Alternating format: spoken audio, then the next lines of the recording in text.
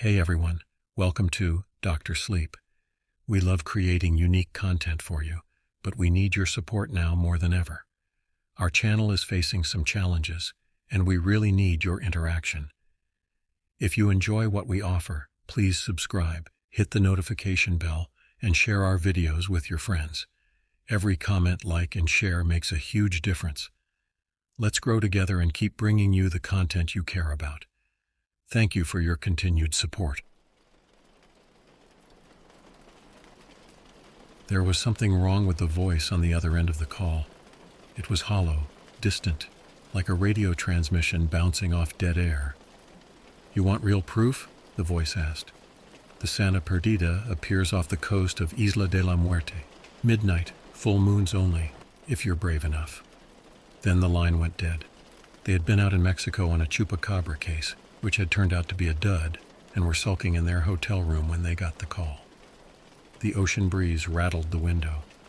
"What do you think?" Josh asked, turning to Dave, who was already scrolling through his phone, looking up the name. "Never heard of it," Dave muttered. "But listen to this. Cargo ship. Set sail from Senegal in 1941, carrying exotic goods to Mexico before heading to New York. It disappeared in the Bermuda Triangle, or so they said. But there are stories, real creepy shit. Locals claim it reappears on full moons drifting just off the coast. They say the crew never left." Josh exhaled, running a hand through his hair. He'd been chasing ghosts long enough to know that half the stories were bullshit. Old sailors' tales, internet horror stories, maybe some well-placed fog making a wreck look like something it wasn't. But something about this one felt different. There were no grainy YouTube videos, no overproduced Travel Channel specials, just whispers, faded news clippings, a ship lost to time, making its return. "Let's check it out," Josh said, grabbing his gear bag. By the time they reached the docks, the moon was rising, swollen and golden. The sea stretched out like black glass. The fisherman who had agreed to take them this far, an old man named Ernesto, refused to go any closer. "I won't go near the Santa Perdida," he said, crossing himself. "If she wants you, she'll take you." Josh and Dave climbed into their dinghy, engines humming as they motored toward open water. For a long time there was nothing, just rolling waves, the distant lights of the shore, the vast emptiness of the ocean. Then the mist came. It slithered over the waves, curling around the boat like fingers. The temperature dropped. The smell of rotting salt water filled their noses. And then there it was. The Santa Perdida loomed out of the fog, a skeletal behemoth of rust and decay. Her hull was encrusted with barnacles, her deck shadowed and silent. But she floated, impossibly intact. Josh grabbed the camera. "You getting this?" Dave didn't answer, because the moment they drifted alongside, the ship's floodlights blazed to life, searing into them like an open eye. And behind them their boat was gone. The Santa Perdida loomed over them, her floodlights cutting through the fog with unnatural intensity. The light was wrong, too bright, too white, like an interrogation lamp trained directly on their souls. Josh swallowed hard. He turned back, expecting to see their dinghy bobbing gently in the water. It was gone. "Dave," Josh whispered, his voice barely audible over the crashing waves. "Where's the boat?" Dave spun in place, scanning the water.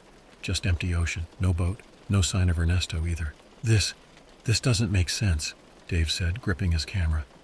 Josh sucked in a deep breath and forced himself to focus. This wasn't the first time something had tried to spook them. The best way to deal with fear was to push through it. "We have to board," he said. "We came for an investigation. We get the footage, document everything, and figure this out." "Yeah," Dave muttered, "sure. Figure this out." They reached for the rusted ladder hanging over the ship's side. The metal corroded and slick with algae. It groaned beneath their weight as they climbed, every rung threatening to break free from its welds. The deck was worse up close. The Santa Perdida was no ghostly mirage. This was a corpse of a ship, rotting in real time. The air smelled of wet iron and decay. The wooden planks groaned beneath their boots, softened from decades of salt and sea. Josh raised his flashlight and swept it across the deck. No movement, but something wasn't right. The Santa Perdida had been adrift for nearly a century, yet the deck was clear. No accumulated debris, no mounds of bird droppings, no signs of long abandoned nests, just stillness. and that god-awful smell.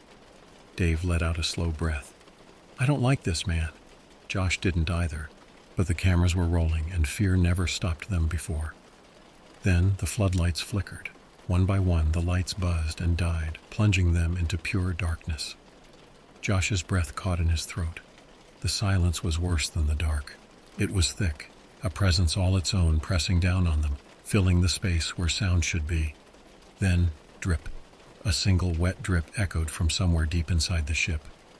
Josh turned to Dave, whose face was lit only by the glow of the camera screen. His mouth was slightly open, eyes wide. Another drip, then a slow, sloshing step.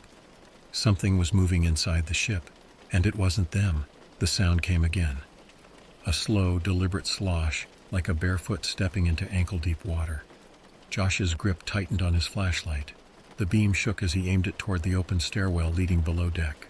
Water shimmered at the bottom, black as ink. I don't like this, Dave whispered. Tell me you don't like this either. Josh swallowed, forcing a nod. But they were already in too deep. The Santa Perdita wasn't going to let them leave without giving them something. We document, he said. That's what we do. Dave sighed. Yeah, until one of us ends up being the document. Still, he followed as Josh led the way down. The metal steps groaned beneath them, their boots splashing into cold, stagnant water as they reached the lower deck. The air was different here, heavier, thick with mildew and something else, something rotten. Josh swept his flashlight over the corridor. Pipes ran along the walls, sweating rust and condensation. The doors on either side were sealed shut, corroded over time. The only open path was forward, where the passage curved deeper into darkness. Then, another sound, a ripple in the water. Josh stopped cold, raising his hand to silence Dave. The ripple spread, lapping against their boots. Something had disturbed it. Josh turned, shining his flashlight behind them. Nothing. Just empty hallway, silent and endless. They pressed on, their own movements cautious, each step sending gentle waves outward. Then ahead, the water trembled, like something had just moved through it. Dave's breathing quickened. Josh! Josh turned just as something slithered past the edge of his flashlight beam. He spun in place, aiming the light frantically, but there was nothing. The water was still again. Josh forced himself to breathe. We keep going. Dave exhaled a nervous chuckle. Yeah, 'cause that's always the right choice in horror movies. They waded deeper until the passage opened into what must have once been the crew's mess hall. Rusted tables and overturned chairs sat partially submerged, the water reflecting their warped shapes. Then another step. This time it wasn't distant, it was right behind them. Josh turned, flashlight raised. The water was still, but the walls weren't. Wet footprints, too many to count, were appearing along the walls and ceiling, stretching outward in all directions, like something had just walked through, dripping, unseen. Josh's throat went dry.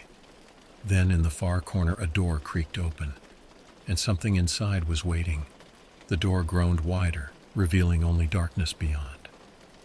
Josh and Dave stood frozen, water lapping against their legs, their breath coming in short bursts. Then something moved inside, not a full shape, just a suggestion of motion, a shift in the blackness. Josh lifted his camera, the red recording light flickering weakly in the damp air. We go in. Dave shot him a look like he'd lost his damn mind. Josh, did you see the footprints on the ceiling? We came here for proof. Yeah, well, we're about to get more proof than we can handle. But Josh was already stepping forward, forcing himself through the doorway. The air inside was different, heavier. The smell of brine and rot thickened, turning his stomach. His flashlight beam cut across the room, illuminating the wreckage of what had once been the captain's quarters. The wooden desk, bloated with seawater, sat in the center, its edges curling like burnt paper.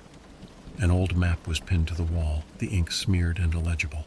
And on the desk sat an open logbook. Josh took another step, and something crunched under his boot. Bones. Small, delicate finger bones, scattered across the floor like fallen leaves. Dave cursed under his breath. Josh ignored him and approached the desk. The logbook's pages were brittle, crumbling at the edges, but the ink remained. He read the final entry aloud. Water rising, no escape. The crew is gone, but I hear them. I hear them in the walls, I hear them in the water. The ship is moving, but there is no wind, there is no land. We are lost. Josh swallowed hard. The date, 1941. There was a pause, then Dave whispered, "Josh, look." Josh turned. A pen lay beside the logbook, a pen that hadn't been there a moment ago, and it was moving. It lifted on its own as if guided by an invisible hand, the tip pressing to the page, scraping, scratching. Josh and Dave watched in frozen horror as ink bled into the paper, forming two simple words. "You shouldn't be here." The pages flipped violently as if caught in a phantom wind. Their names were written on the next blank page. Josh stared at the ink, still wet, his pulse hammering. Then behind them, the door slammed shut, and someone, sighed from the corner of the room. The sigh faded into the walls, a sound that shouldn't have existed yet, had no trouble settling into their bones. Josh and Dave stood frozen in the captain's quarters, the damp logbook still open before them, their names freshly written on its ancient pages. Somewhere beyond the door, something was moving. Not footsteps this time. A murmur, voices. Josh turned to Dave, and even in the dim light, he could see the sweat on his friend's face. "We need to go," Dave said, voice barely above a whisper. Josh nodded. "Stay close." They moved quickly, wading back through the flooded corridor, the water swirling at their ankles. With every step, the ship seemed to wake up around them. The pipes groaned. The walls expanded and contracted as if they were breathing. And then the murmurs became orders. Low, indistinct voices, spoken in hurried, clipped tones. Commands, like those given on a working vessel. But there was no crew. Josh and Dave reached the stairwell leading up to the main deck, their boots heavy with water. The light was different now, pulsing, flickering through the fog outside. The moment they stepped onto the deck, the voices stopped. Then the ship moved. Not a full lurch, but a shift, as if something deep within the hull had stirred. The deck vibrated beneath their feet, and then they saw it, the helm. What had been dark and empty before was now illuminated by an eerie, unnatural glow. The ship's wheel turned on its own, creaking against time and corrosion. Levers moved, rusted chains clanked, and the engine, dead for nearly a century, gave a faint, sputtering groan. Dave exhaled sharply. "Josh, we are not alone." Josh lifted his flashlight. The beam swept across the bridge's open doorway, and figures were inside. Crew members, not living, not entirely dead. They stood at their posts, heads bent over controls, working silently as if the ship were still sailing. Their uniforms were shredded, hanging from skeletal frames, their exposed flesh bloated and waterlogged. Their faces, what was left of them, were sunken, hollow-eyed. Then one of them turned, its empty gaze locked onto Josh and Dave, its mouth barely opening as if struggling to form words. Josh grabbed Dave's arm. "We have to go." But then from the far side of the bridge, a rusted radio crackled to life, and a voice, too clear, too modern, spoke through the static. "Josh, Dave, why did you come here?" The sound sent ice through Josh's veins. Dave took a step back. "That's not possible." The radio crackled again. "Leave, now." Then the ship's horn blasted, so loud, so violent, it rattled the metal beneath their feet. And all at once the figures turned to face them. The blast of the ship's horn vibrated through all their bones, deafening and oppressive, like it was trying to shake them loose from reality. Josh stumbled back, ears ringing, eyes locked on the figures at the helm. They weren't moving. Not yet. Their hollow, waterlogged faces were turned toward him and Dave, but they stood eerily still, as if waiting.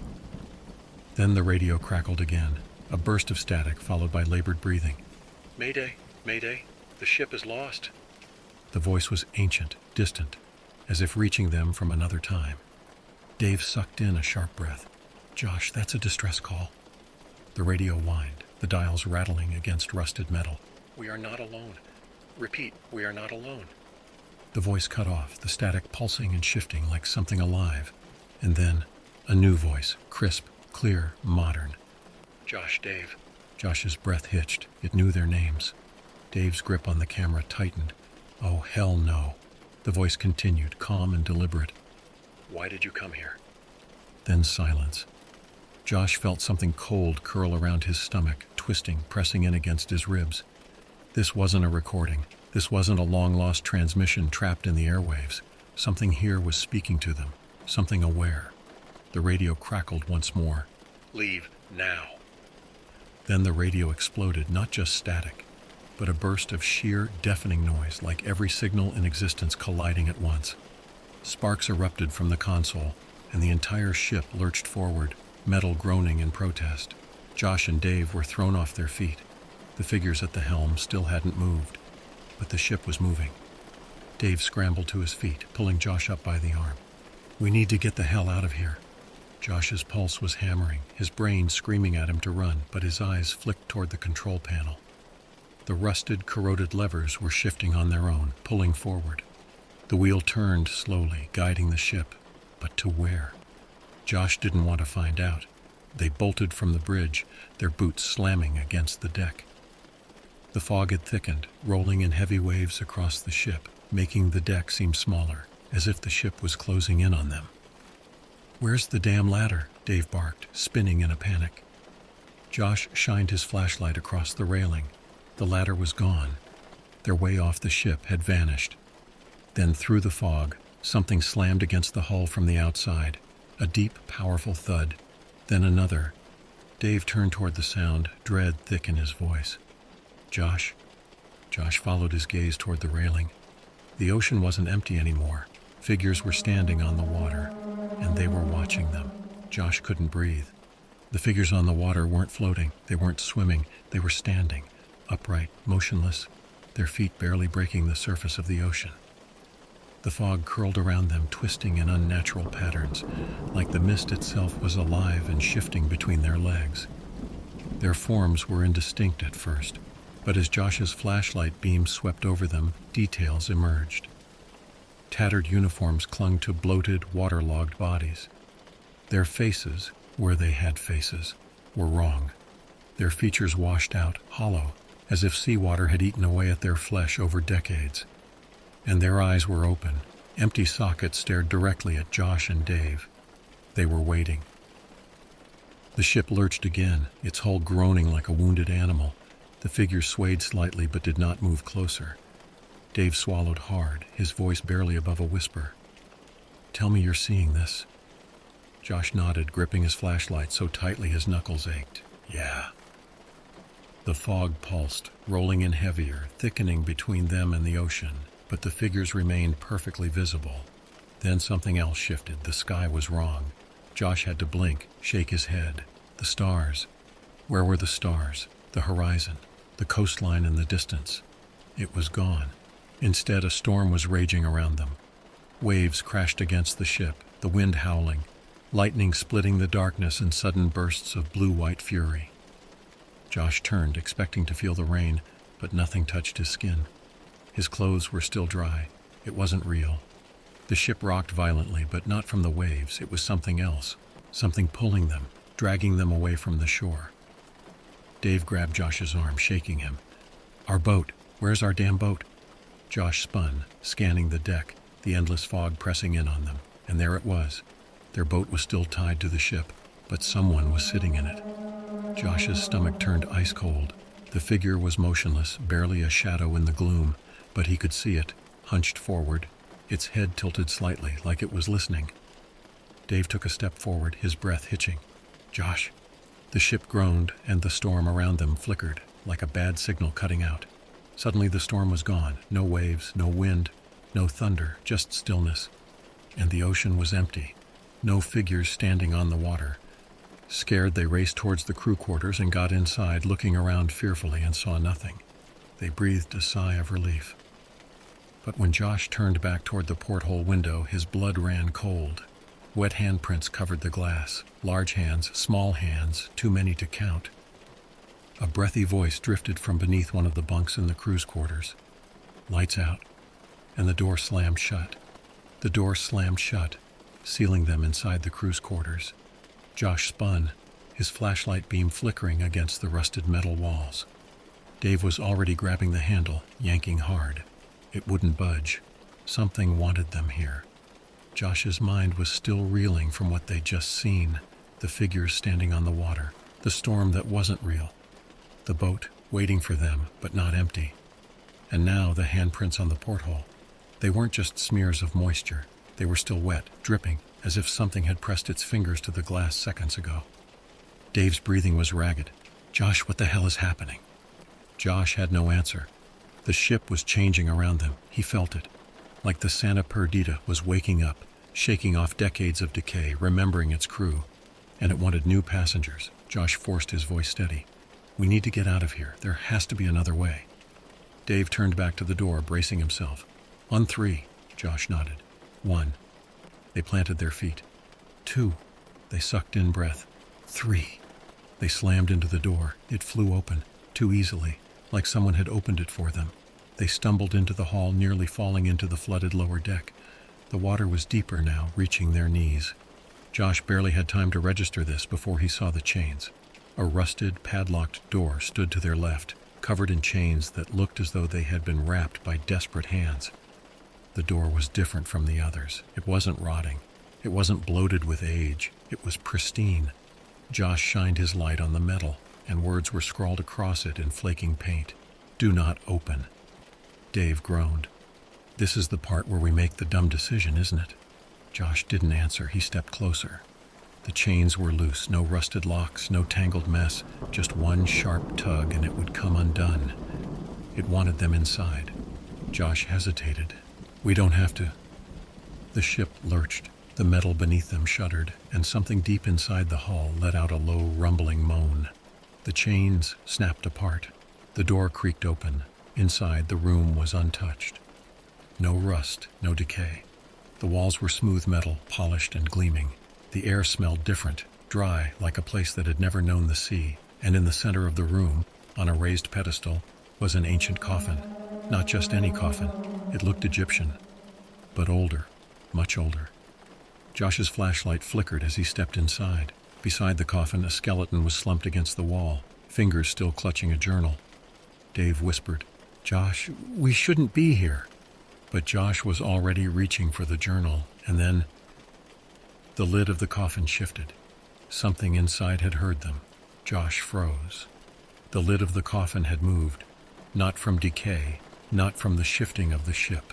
Something inside had stirred. A deep, slow groan seeped through the air. Not metal creaking, not the ship adjusting. This was breathing. Dave took a step back, eyes wide, his voice barely a whisper. "Josh, we need to leave." Josh didn't respond. He was staring at the journal in the skeleton's hands. It was old, leather-bound, cracked with time, but intact. The skeletal fingers curled around it, the bones yellowed with age. The ship groaned again, shifting beneath them. The lid of the coffin moved another inch. Josh snatched the journal and backed away. The breathing stopped. For a moment, silence. Then, the lid of the coffin slid completely off. Josh and Dave bolted. They splashed through the water, crashing into the hallway. Slipping on the rusted metal floors, the ship lurched again. Behind them, the chains that had once locked the door snapped back into place, slithering shut as if sealing something inside. Josh didn't look back. He didn't want to see what had been inside. They ran.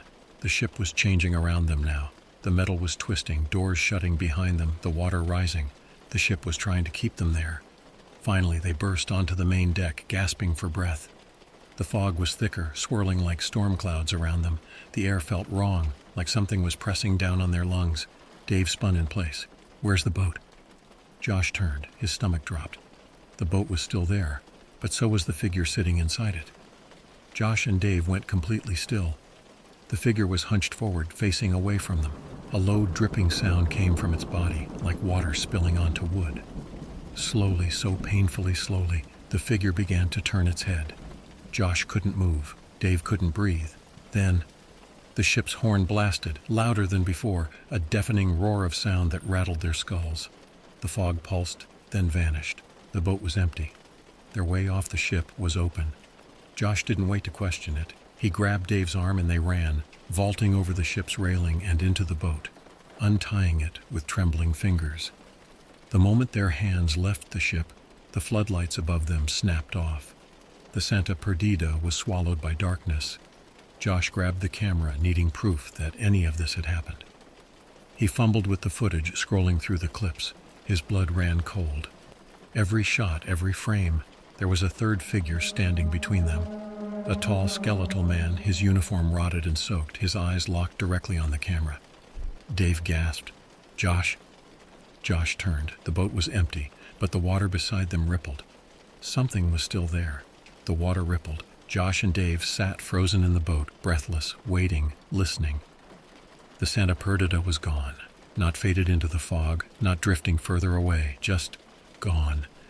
1 second, the enormous rusted hulk was towering behind them, and the next, nothing but empty ocean.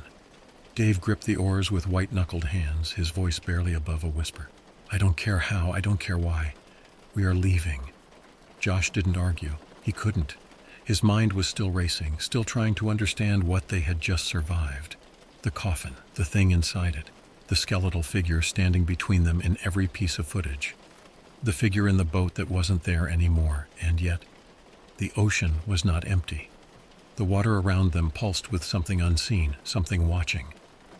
The fog had disappeared, revealing the distant coastline, the safe, warm world of the living that felt impossibly far away. Dave rowed with everything he had. Neither of them spoke the entire way back.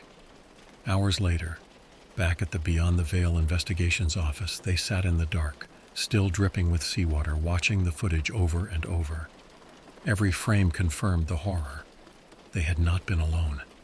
Somewhere between them, a tall, skeletal figure had been standing the entire time. It had been watching, waiting, and at the very end of the final clip, as they escaped in the boat, something shifted in the water behind them. A long, bony hand had broken the surface, reaching upward, curling its fingers as if waving goodbye. Josh exhaled, rubbing his hands over his face. "We released something," he muttered. "That sarcophagus, that coffin wasn't supposed to be opened." Dave just stared at the screen, silent. The only sound in the room was the low hum of the computer and the faint ticking of the clock on the wall. Then the office phone rang. Josh and Dave both jumped. It was past midnight. No one called this late. Josh hesitated, then picked up the receiver. "Hello?" A long, rasping breath answered him. Then a voice. "Thank you." Josh's blood ran ice cold. The voice was deep, ancient, filled with something unnatural. The same voice from the radio, from the ship, from the thing they had freed. "Who is this?" Josh managed, throat dry. A low chuckle crackled through the line. Then the voice whispered almost playfully, "You set me free." The laugh that followed was inhuman, hollow, and filled with a cold, endless hunger. Then the line went dead. Josh dropped the phone like it had burned him, his pulse hammering in his ears. Dave swallowed hard, staring at him. "Josh?" Josh didn't answer, because somewhere, outside in the darkness, something was laughing.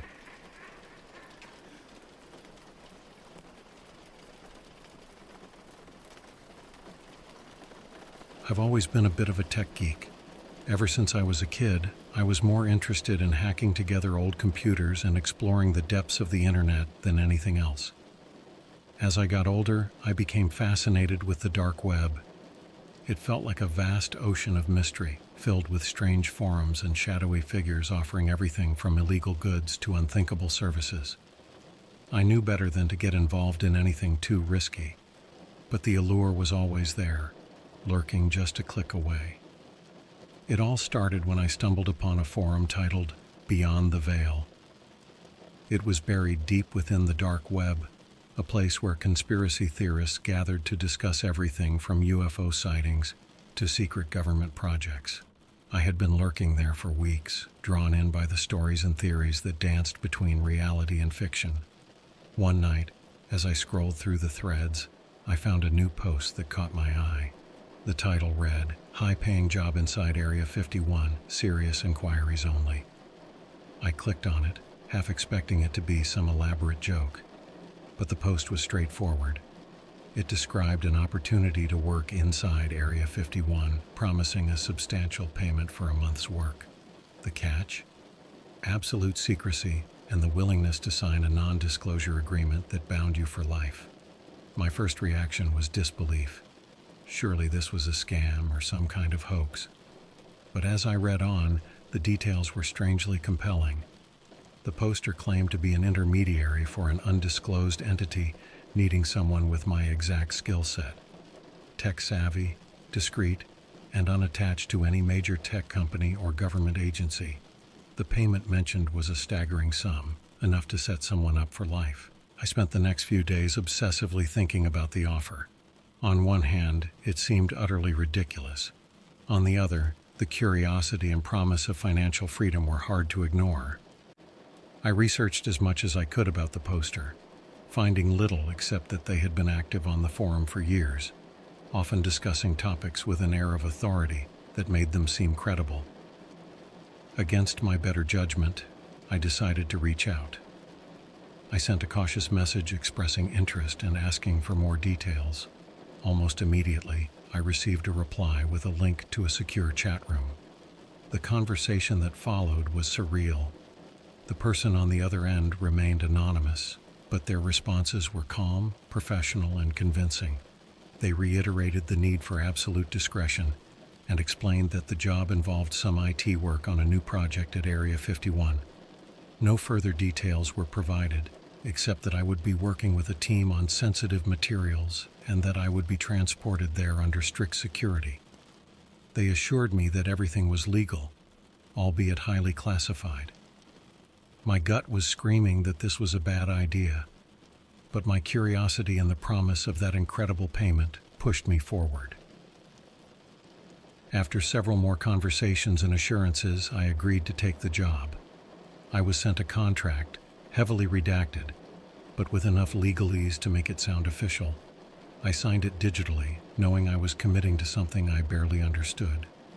The day I was supposed to leave, I received a package at my door.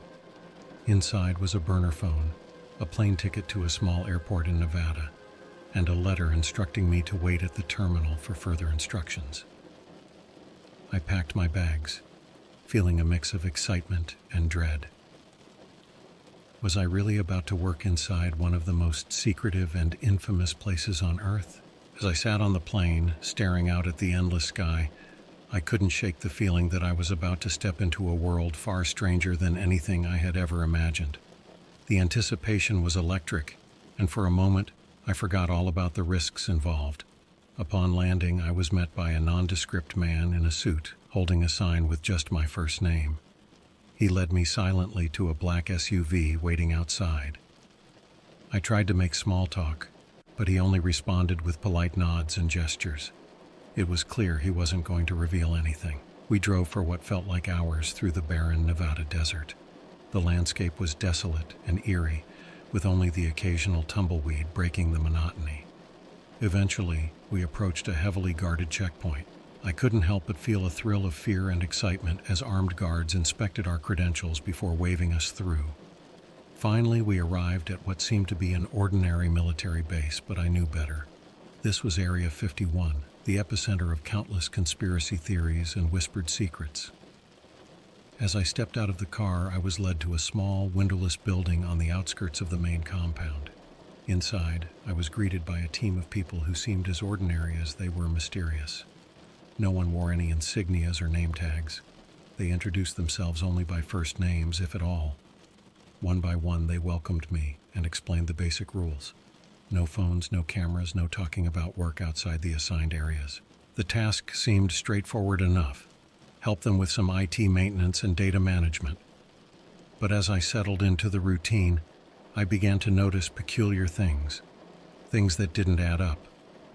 There were files I had access to, containing strange symbols and codes that didn't make sense. The servers seemed to connect to networks I couldn't identify, reaching far beyond anything I had ever encountered. The more I worked, the more I realized I was in over my head. Yet, I couldn't back out now. Not when the promise of that life-changing payment loomed so close. I had no idea what I had signed up for, but I was determined to see it through. Little did I know that this was just the beginning of a journey that would change everything I thought I knew about the world and myself. The first week passed in a blur of encrypted files and whispered conversations. I kept my head down, trying not to ask too many questions, but the tension in the air was palpable. There was an unspoken understanding among the team that something much bigger was happening behind the scenes. One night, as I was finishing up some routine work, I overheard a conversation between two of my colleagues. They spoke in hushed tones about the experiment and how everything hinged on its success. My heart raced as I listened, piecing together fragments of information that suggested something far more significant was at play. That was when I realized why the payment was so large and why they had gone to such lengths to ensure my involvement. I was part of something extraordinary, something potentially dangerous. And as much as I wanted to walk away, I knew I was already too deep. Whatever was happening at Area 51, I was determined to uncover the truth, no matter the cost.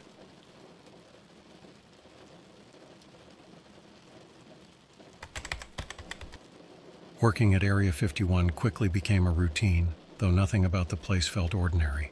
The lack of windows and constant surveillance cameras in the facility gave the impression that something monumental was taking place behind those sterile walls. Every day was the same. I arrived, was escorted to my workstation, and spent hours sifting through encrypted data, updating systems, and maintaining security protocols. Despite the monotony, I couldn't shake the feeling that I was part of something much larger. The project, whatever it was, seemed to be shrouded in secrecy, even among my colleagues.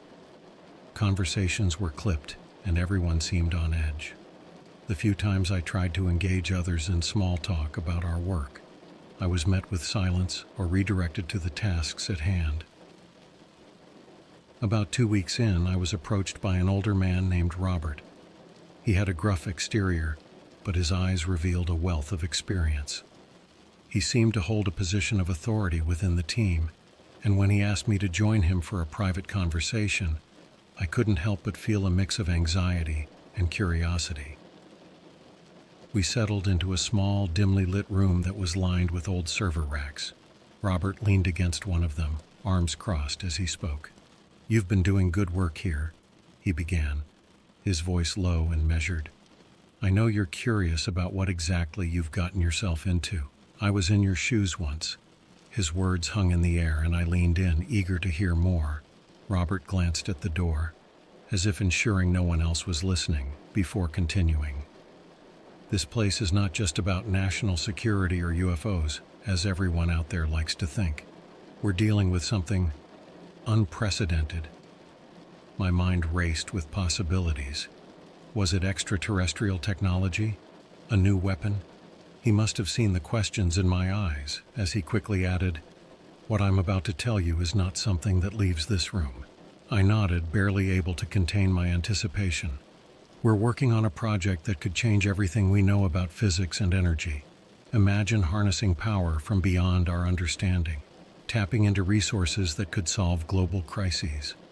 But with that power comes great risk." Robert's words painted a picture both incredible and terrifying. I was part of an endeavor that could alter the course of humanity. The weight of it was immense, and I realized why the job demanded such secrecy and why the payment was so generous. If this technology fell into the wrong hands, the consequences could be catastrophic. Before I could ask more, Robert stood up and nodded toward the door. "That's all I can share for now. Just keep doing your job, and remember, discretion is paramount." With that, he left me alone in the room, my thoughts a whirlwind of excitement and fear. I returned to my workstation, hyper-aware of the enormity of the project and my role within it. Every file I accessed and every system I updated took on new significance. The next few days were a blur as I tried to focus on my work, but my mind kept drifting back to Robert's words. I started to notice things I hadn't before, the occasional power surges, the peculiar hum of machinery, and the way certain areas of the facility were always off limits. It was as if the building itself was alive, pulsing with secrets. One evening, while working late, I decided to dig a little deeper. The curiosity was too much to resist, and I knew I had to find out more about the experiment and what it entailed. Accessing certain files required higher clearance than I had, but I couldn't help but try my luck.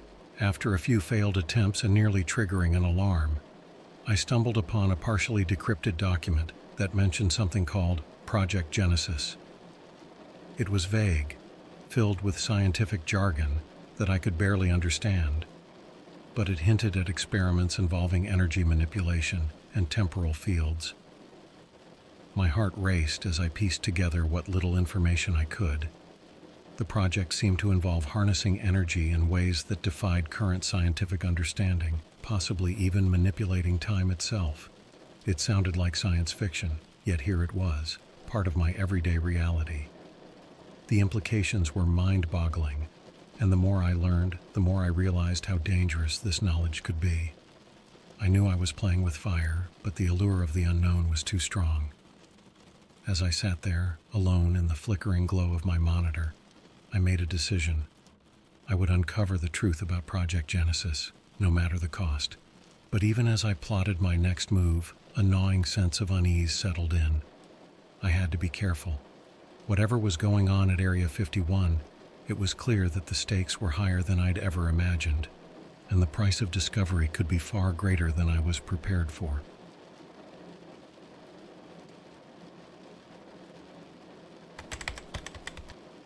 The days blurred into nights as I continued my work at Area 51, but my mind was consumed by thoughts of Project Genesis. The idea that the facility was involved in something as extraordinary as manipulating energy, and possibly even time, left me both excited and apprehensive. I knew I was getting closer to the truth, but I had to tread carefully.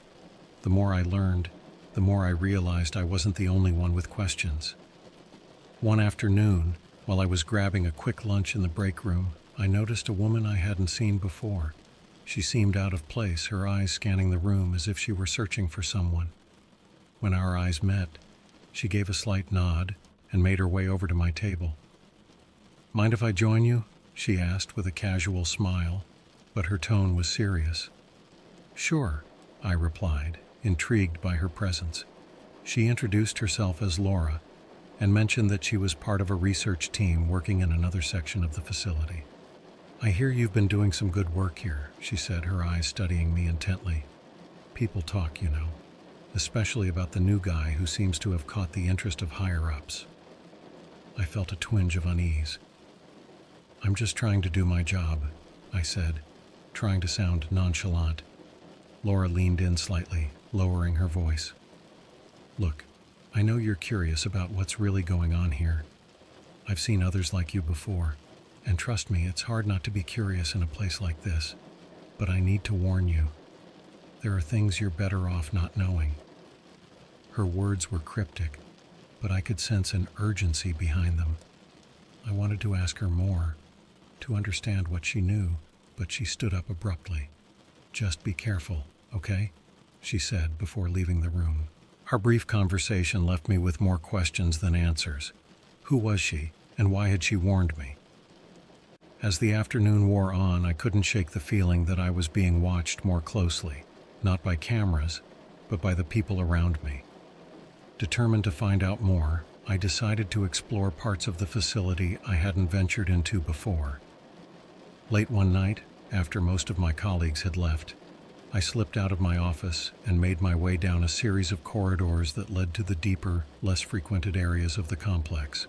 The hallways were dimly lit, casting eerie shadows that seemed to stretch endlessly. I passed by several locked doors, each marked with symbols I didn't recognize. Just as I was about to turn back, something caught my eye, a faint glow emanating from the edge of a door, slightly ajar. My heart pounded as I approached, pushing the door open to reveal a small, cluttered room filled with equipment and monitors.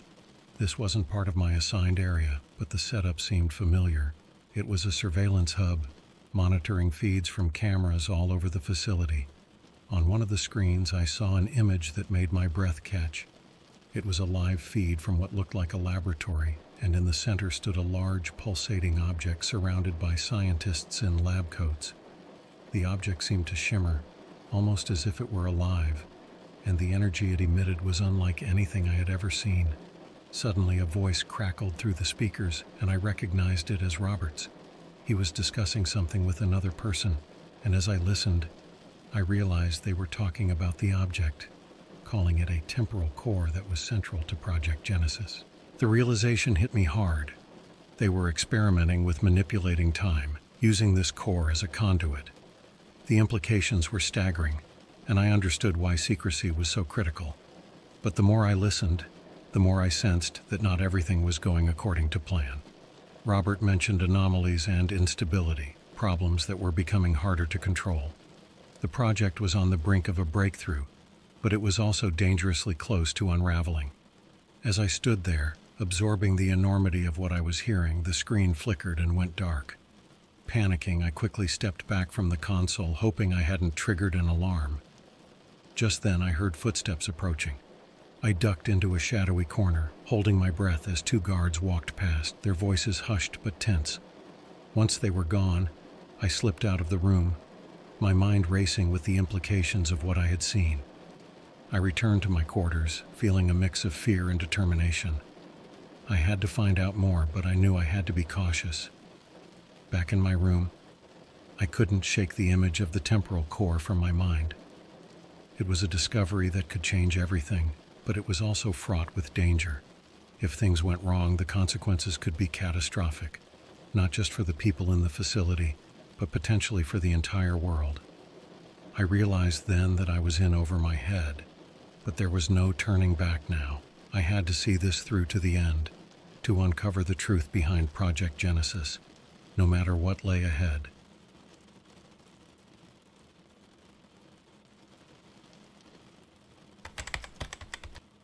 After my discovery of the temporal core, the days at Area 51 felt even more intense. I was constantly aware of the weight of the secrets I now carried, and each interaction with my colleagues seemed loaded with unspoken questions. My mind raced with possibilities and theories, and I knew I had to be careful. Whatever was happening with Project Genesis, it was reaching a critical point, and I needed to find out more. One evening, as I was finishing my shift, Laura approached me again. Her expression was serious, and I could tell she had something important to share. "Meet me by the old supply room tonight," she whispered before quickly walking away. Curiosity and a sense of urgency drove me to follow her instructions. Later that night, I made my way to the supply room, navigating through the dimly lit corridors. When I arrived, Laura was already there, pacing nervously. "Thanks for coming," she said quietly. "I know you've been trying to figure out what's going on, and you deserve to know the truth." I listened intently as Laura explained that Project Genesis had started as a research initiative aimed at harnessing new forms of energy. But as they delved deeper, they stumbled upon something far more complex, a way to potentially manipulate time. "The core is like a nexus point," she said, "a place where different energies converge, but it's unstable, and that instability is growing." Laura revealed that there had been attempts to stabilize the core, but every experiment seemed to bring new challenges. Time was behaving unpredictably within the facility, creating anomalies that defied explanation. Objects would appear and disappear, clocks would run backward, and there were even reports of people experiencing moments of déjà vu that lasted for hours. "We're on the brink of something incredible," Laura continued, "but we're also standing on a precipice. One wrong move and we could unleash forces we can't control." Her words sent a chill down my spine. The thought of time itself becoming fluid and unpredictable was both fascinating and terrifying. I understood now why the secrecy was so stringent and why the risks were so high. "I need your help," Laura said, her voice urgent. "We need to find a way to stabilize the core before it's too late. There are people here who are too focused on the potential benefits to see the dangers." I nodded, feeling a sense of responsibility. This was bigger than any one person, and I couldn't turn away. Laura and I spent the next few days working together, reviewing data and running simulations to try and understand the core's behavior. As we worked, I started to notice subtle changes in the environment. The air seemed charged with an energy I couldn't quite define, and there was a strange sense of timelessness that permeated the facility. It was as if we were caught in a bubble, isolated from the outside world and its constraints. Despite our efforts, the anomalies continued. One morning, as I walked through the corridors, I saw a series of lights flickering in a pattern that resembled Morse code. Curious, I jotted down the sequence and later realized it spelled out a single word: help. I showed the message to Laura, and we both realized that someone else in the facility was trying to communicate, someone who might be trapped or affected by the anomalies. This revelation added a new layer of urgency to our mission. That night, as I sat in my quarters, I couldn't shake the feeling that time was running out. The temporal core was like a ticking clock, and each anomaly brought us closer to a tipping point. I knew we had to act quickly to prevent a catastrophe. Laura and I devised a plan to access the core directly. It was risky, but we believed it was the only way to understand and hopefully stabilize it. As we prepared for the task ahead, I couldn't help but wonder if we were making the right choice. The stakes were incredibly high, but we had to try. With the plan set, we waited for the right moment to make our move. The facility was always bustling with activity, but we knew we'd have a short window of opportunity to act without drawing attention. As the night wore on, I felt a mix of excitement and dread. The truth was almost within our grasp, but I knew that whatever happened next would change everything. We were about to step into the heart of the mystery, and there was no turning back.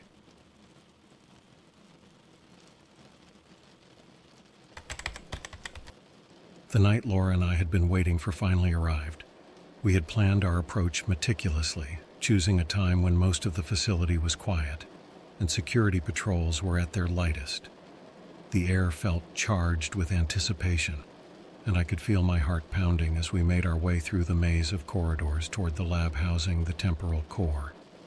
The lab was located in one of the most secure areas of the facility, behind layers of clearance and biometric checkpoints. Laura had managed to acquire temporary access, a feat I didn't ask too much about, knowing it was better not to know all the details. As we approached the entrance, I could sense the energy in the air, a subtle hum that seemed to resonate with each step we took. Inside, the lab was a whirlwind of activity. The core itself stood at the center of the room, a pulsating sphere of light surrounded by a web of machinery and cables. Scientists moved around it with a focused intensity, making adjustments and monitoring readouts on various screens. Laura and I exchanged a glance, knowing this was the moment. We approached one of the terminals and began accessing the data we needed. Our goal was to find a way to stabilize the core's energy fluctuations, to bring it under control before the anomalies worsened. As we worked, I couldn't help but be awed by the core's presence. It was beautiful in a way, a shimmering dance of colors and light that seemed to defy the very laws of nature. But beneath its beauty lay a dangerous unpredictability, one that we had to tame. Suddenly, alarms blared throughout the lab. The core's fluctuations had reached a critical point, and the room filled with an electric tension. Scientists scrambled to their stations, and I could feel the panic rising.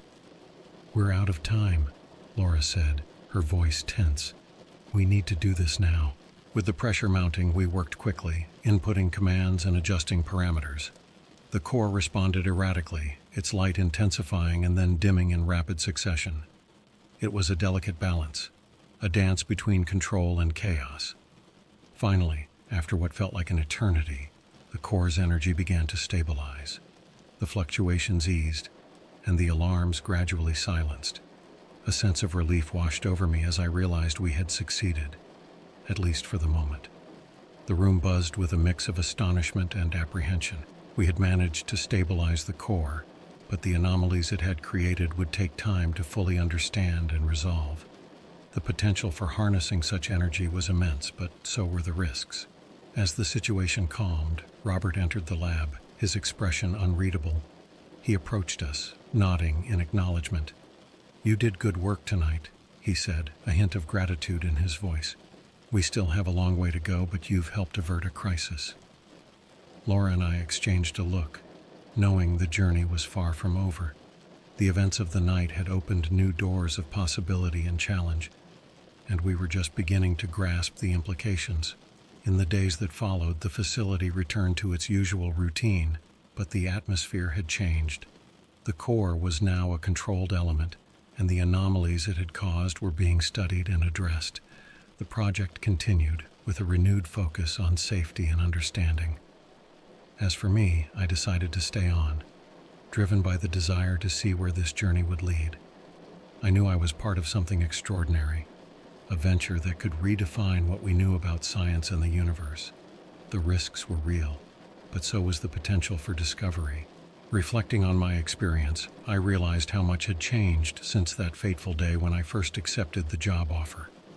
What had begun as a mysterious opportunity on the dark web had become a life-altering adventure, one that challenged my understanding of reality and my place within it. The payment had been substantial as promised, but the true reward was the knowledge and experience I gained. Working inside Area 51 had opened my eyes to the wonders and dangers of the unknown, a reminder that there is always more to learn, more to explore. And so, with the project continuing and new challenges on the horizon, I embraced the unknown, ready to face whatever came next. The truth of Area 51 and Project Genesis was a story still being written, and I was grateful to be a part of it.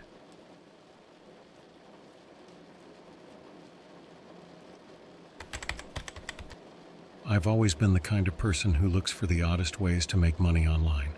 You know how it is, scrolling through forums and websites, hoping to find that perfect gig that pays well without too much effort.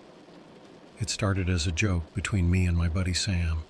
We'd send each other ridiculous links and laugh at the absurdity of what people would pay for.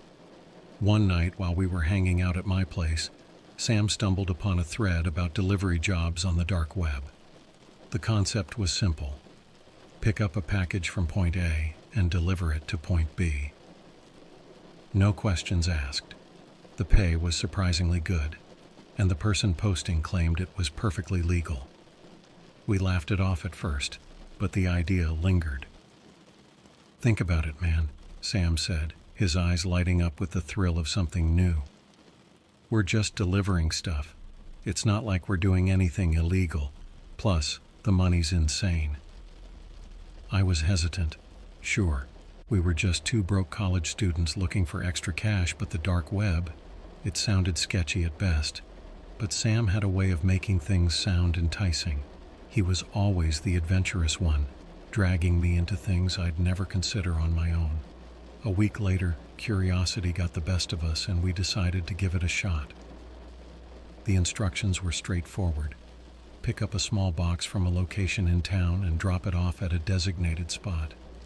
Easy enough, right?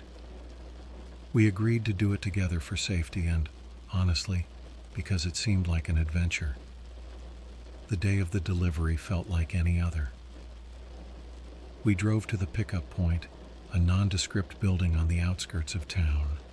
I remember thinking how odd it was that such an ordinary place could be part of something so mysterious. The box itself was unremarkable, just a plain brown package with no markings. "See? Piece of cake," Sam grinned as we loaded it into the trunk. We were both riding high on adrenaline and a sense of rebellion against the mundane. As we made our way to the drop-off location, we joked about the possibilities of what could be inside the box. "Maybe it's a treasure map," Sam laughed, mimicking the voice of an old-timey pirate. The drop-off point was in an abandoned industrial area, the kind of place where teenagers dare each other to spend the night. As we pulled up, the sun began to set, casting long shadows across the crumbling buildings. The air was thick with the smell of rust and decay. Despite the eerie setting, we still felt invincible, like we were part of some secret club that only we knew about. We parked the car and carried the package to the designated spot, a rusty old shipping container. According to the instructions, we were to leave it inside and wait for a confirmation message. Sam pried open the container's door, and we slid the box in. We waited in silence, the excitement gradually giving way to unease. Minutes passed, but it felt like hours. Finally, Sam's phone buzzed with a text message. "Delivery confirmed. Payment will be processed shortly." "We did it," Sam cheered, high-fiving me with relief. But there was something unsettling about the whole thing. I couldn't shake the feeling that we'd just stepped into something far beyond our understanding. As we drove back, Sam and I were already planning how we'd spend the money. The mood had lightened, and the earlier tension seemed like a distant memory. We talked about doing another delivery, but something in my gut told me this should be a one-time thing. When I dropped Sam off at his place, he was still buzzing with excitement. "Same time next week?" he joked, stepping out of the car. "Yeah, maybe," I replied, trying to sound more enthusiastic than I felt.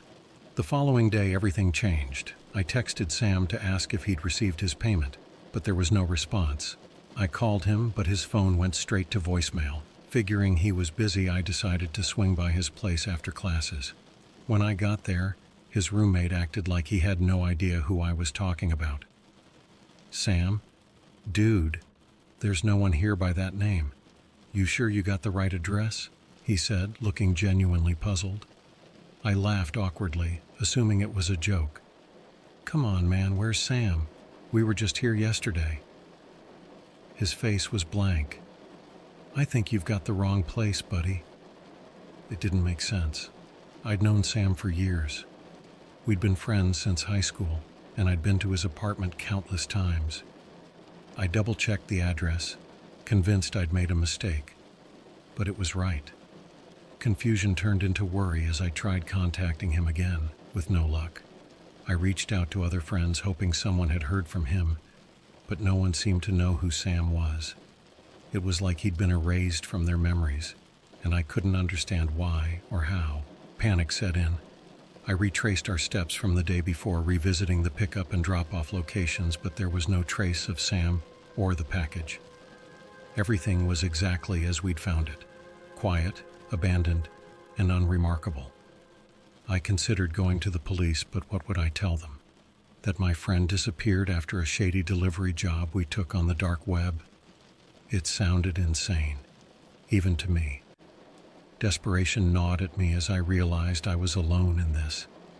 That night, as I sat in my room, I kept replaying the events in my mind, searching for anything I might have missed. How could someone just vanish without a trace? And why did no one remember him? The questions kept me awake, the darkness of my room feeling oppressive and suffocating. I knew one thing for sure: I had to find out what happened to Sam. There had to be answers somewhere, and I was determined to uncover them, no matter where they led me.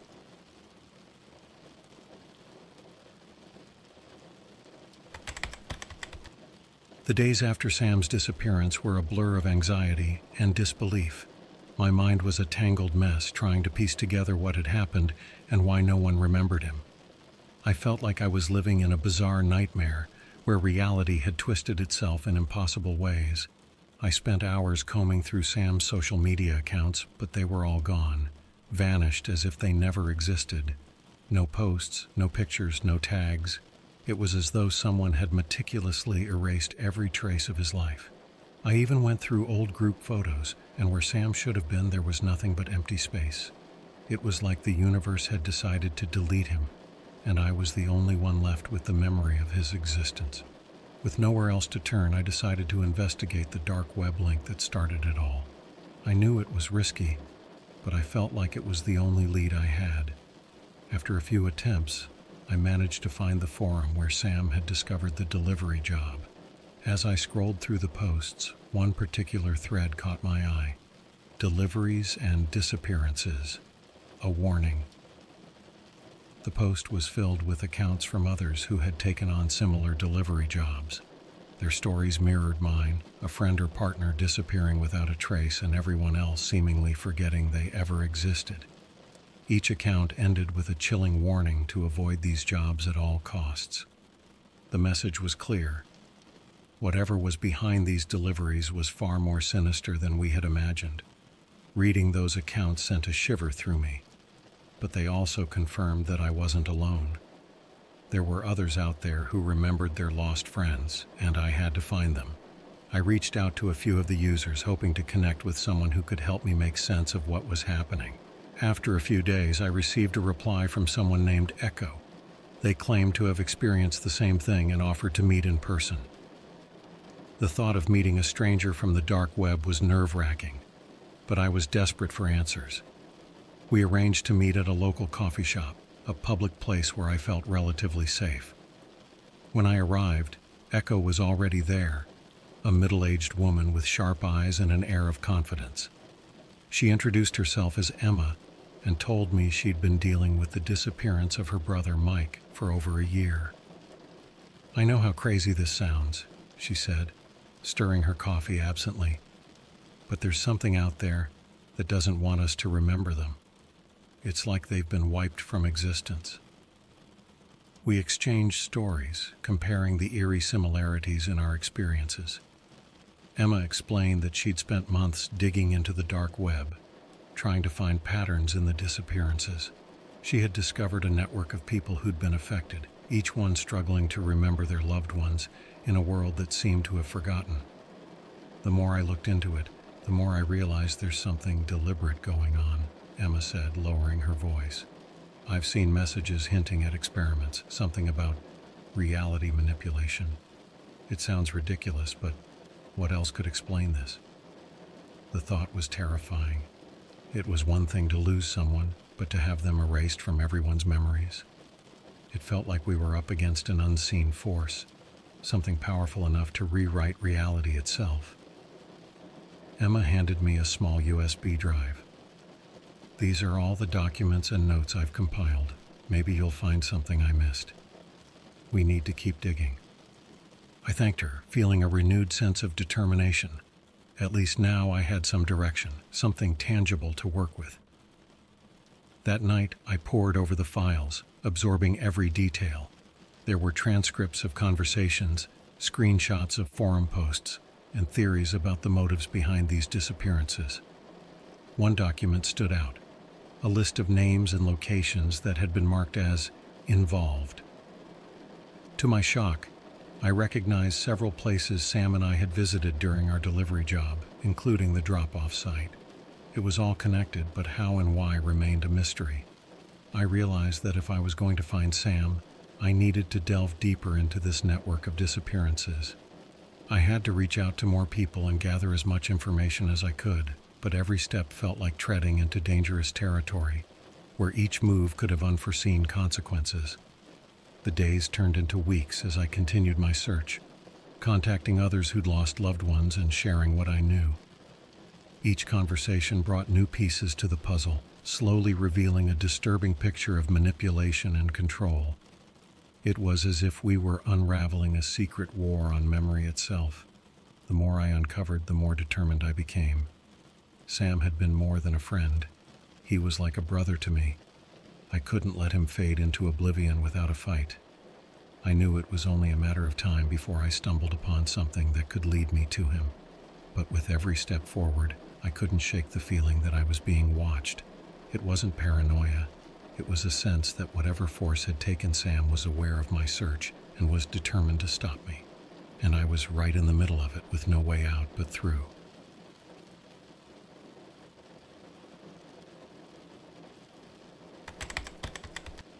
After weeks of relentless searching, I felt like I was finally starting to see the bigger picture, but I was still missing key pieces of the puzzle. It was clear that the delivery jobs were linked to something much larger and more dangerous than I had imagined.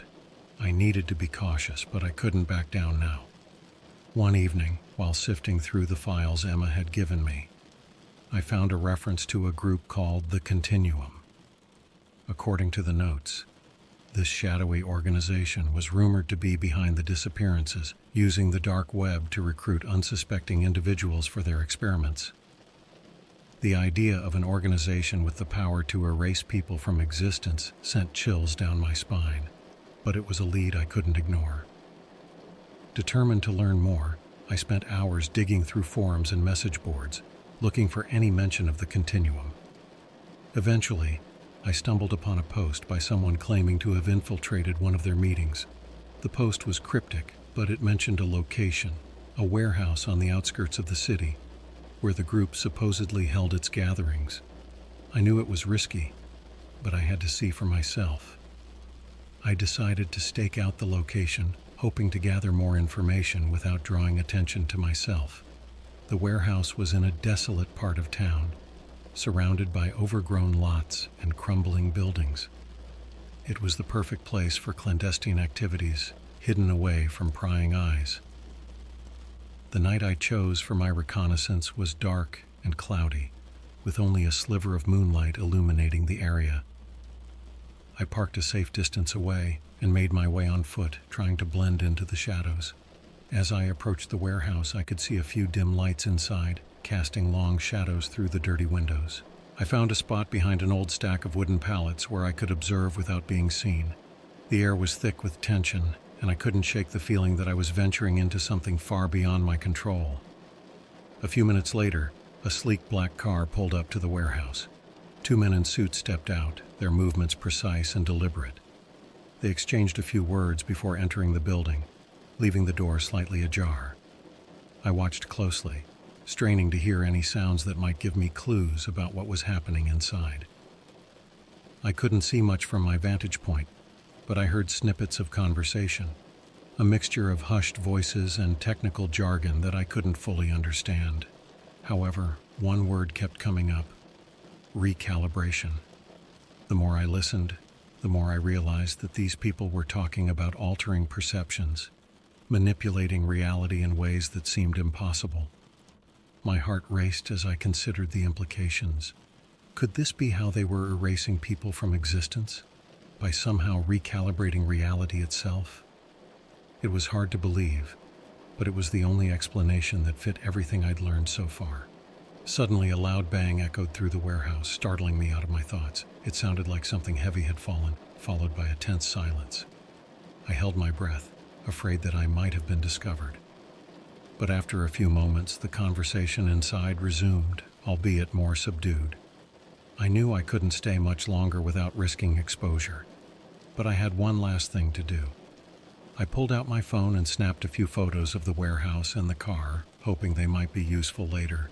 Then, with my heart pounding in my chest, I carefully retreated, making my way back to my car as quietly as possible. Once I was safely back home, I reviewed the photos, looking for anything that might provide more information. The images were grainy and dark, but I managed to make out a logo on the side of the black car, a stylized infinity symbol with the words Continuum Solutions beneath it. It was a breakthrough, and I knew I needed to act quickly. I reached out to Emma, sharing what I'd found and urging her to be cautious. Together, we began to piece together a plan to expose the Continuum and their activities. But as we delved deeper, I couldn't shake the feeling that we were running out of time. Whatever the Continuum was planning, it felt like we were standing on the precipice of something monumental. Despite the danger, I was more determined than ever to uncover the truth. Sam's disappearance had set off a chain of events that had brought me to this moment, and I couldn't let fear hold me back. The fight to reclaim his memory and stop the Continuum had only just begun, and I was ready to see it through no matter where it led.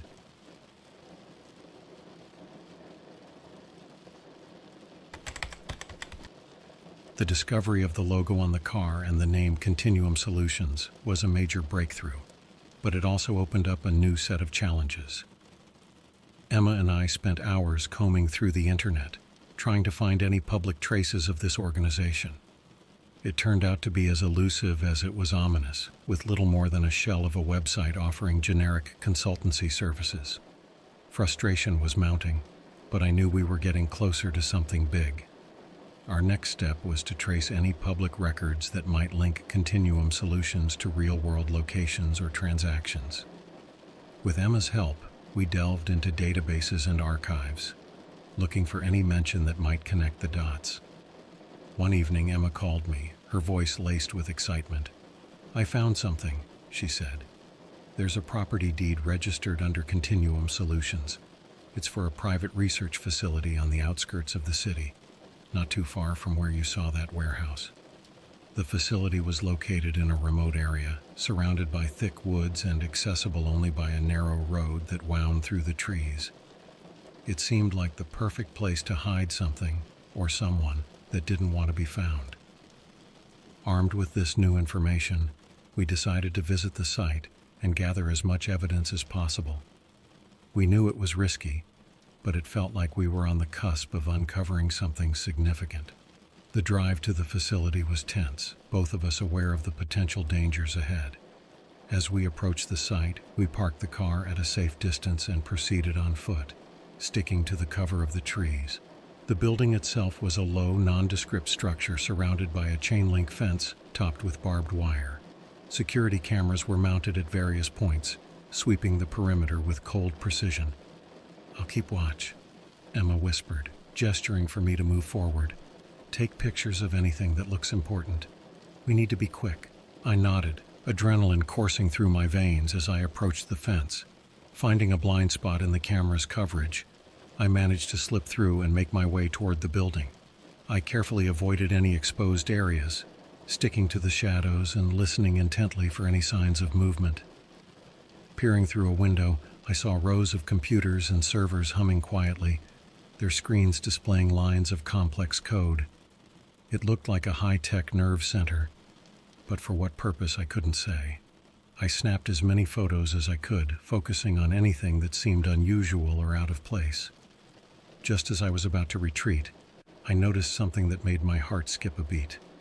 On one of the screens, I saw a list of names that matched those from Emma's files, including Sam's.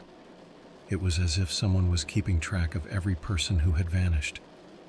As I backed away from the window, I heard voices approaching from inside the building. I quickly ducked into the shadows, holding my breath as two men exited the building, deep in conversation. They paused near my hiding spot, and I caught snippets of their conversation. "Phase 2 is almost ready," one of them said, his tone matter-of-fact. "The boss wants everything perfect," the other replied. "We can't afford any more slip-ups." Their words sent a chill down my spine. Whatever Phase 2 was, it sounded ominous. I knew we needed to leave, but I also felt an urgency to understand what they were planning. I carefully made my way back to Emma, my mind racing with possibilities. As we retreated to the safety of the woods, I shared what I had seen and heard. Emma's expression was grim, but there was a glint of determination in her eyes. "This is bigger than we thought," she said, her voice steady. "But at least we have something concrete now. We need to get this information out there before they make their next move." Back home, we compiled everything we had gathered, organizing the photos and notes into a coherent narrative. Emma had contacts in the media who might be able to help us expose the continuum and their operations. It was a risky move, but we were out of options. As I sat in my room, reviewing the evidence one last time, I couldn't help but feel a sense of impending change. We were on the brink of something huge, and I hoped that our efforts would be enough to bring the truth to light. For Sam, and for all the others who had been forgotten, we couldn't afford to fail. The following days were a whirlwind of activity. Emma worked tirelessly to secure a meeting with a journalist who had experience with investigative reporting. We knew that once we went public, there would be no turning back. But as we prepared to take that final step, I couldn't shake the feeling that we were being watched, that our every move was being monitored by unseen eyes. I pushed the thought aside, focusing instead on the task at hand. We were ready to confront the continuum and bring their secrets into the open. Whatever lay ahead, we were in this together, determined to see it through to the end.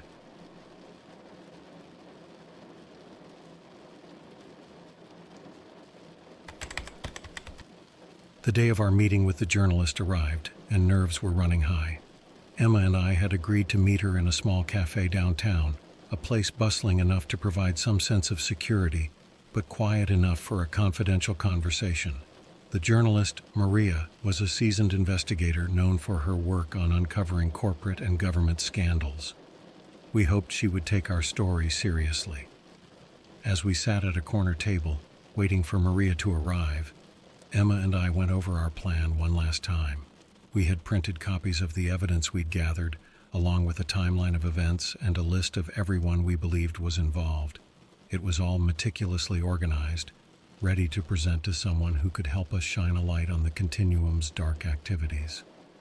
Maria arrived, a small woman with a commanding presence, her eyes sharp and discerning.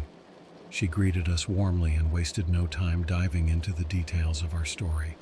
We laid out everything we knew, recounting the events leading up to Sam's disappearance and our subsequent investigation.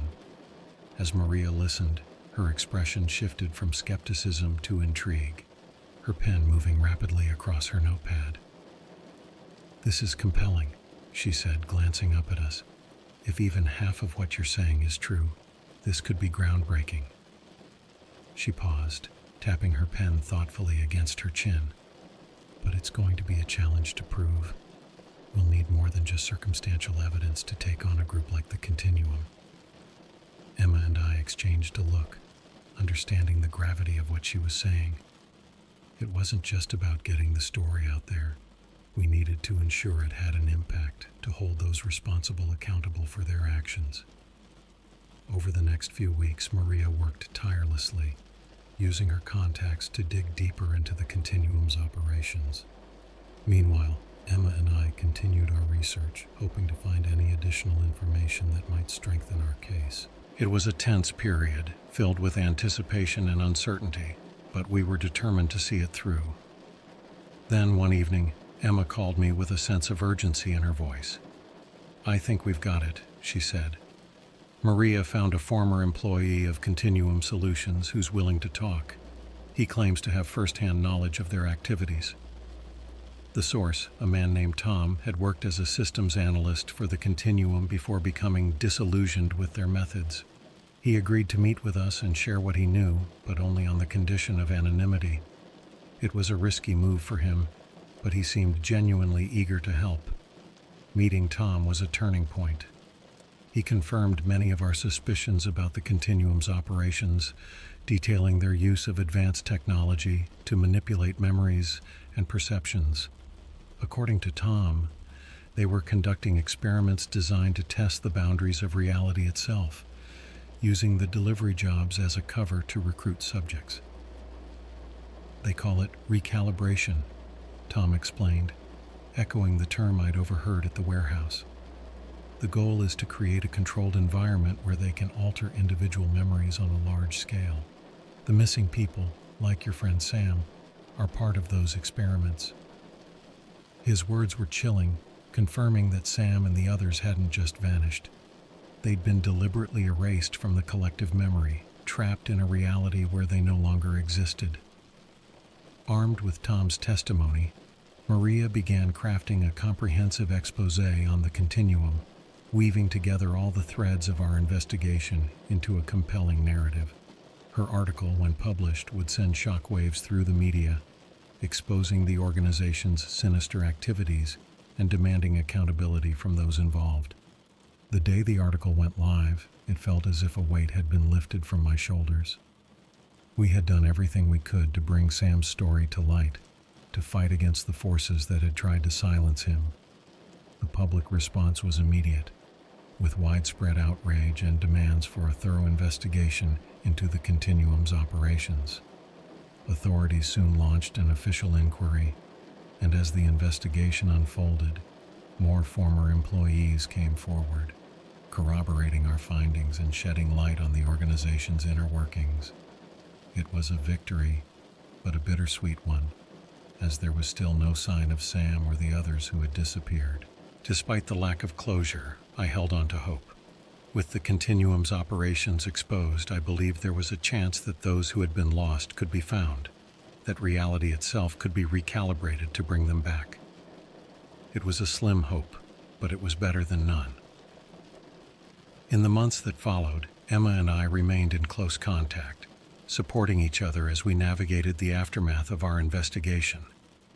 We had become unlikely allies in a battle against a formidable enemy, bound by a shared determination to make things right.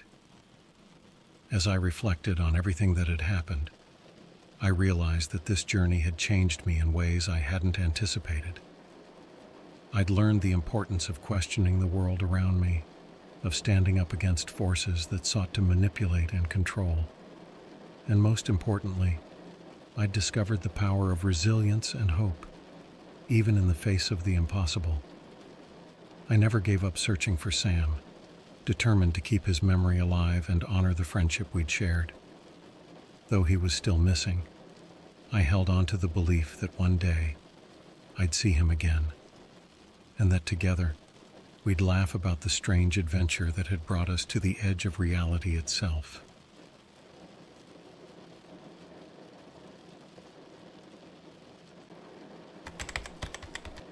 I never thought I'd find myself delving into the dark web, let alone taking a job from it. But when you're desperate and unemployed, even the most dubious opportunities can seem like a lifeline. This is how I ended up in a situation that still sends chills down my spine whenever I think about it. A few months ago, I was browsing through forums and job listings, desperately looking for any kind of work. That's when I stumbled upon an anonymous post titled, "High-paying job opportunity, risk involved." It was vague, but the promise of a substantial payout piqued my interest. Clicking on it redirected me to an encrypted chat room, and within minutes, I was speaking with someone who called themselves Operator. Operator explained that the job involved retrieving an artifact from a secure government facility. The payout was astronomical, enough to set me up for life. The catch? The job was illegal and extremely dangerous. The facility was heavily guarded, and any mistake could lead to imprisonment or worse. Despite my better judgment, I agreed. The thought of financial freedom was too tempting to pass up. Over the next few days, I received detailed instructions and blueprints of the facility. The artifact was kept in an underground vault, accessible only through a series of high-security measures. I was given tools, fake IDs, and a detailed plan on how to bypass the security systems.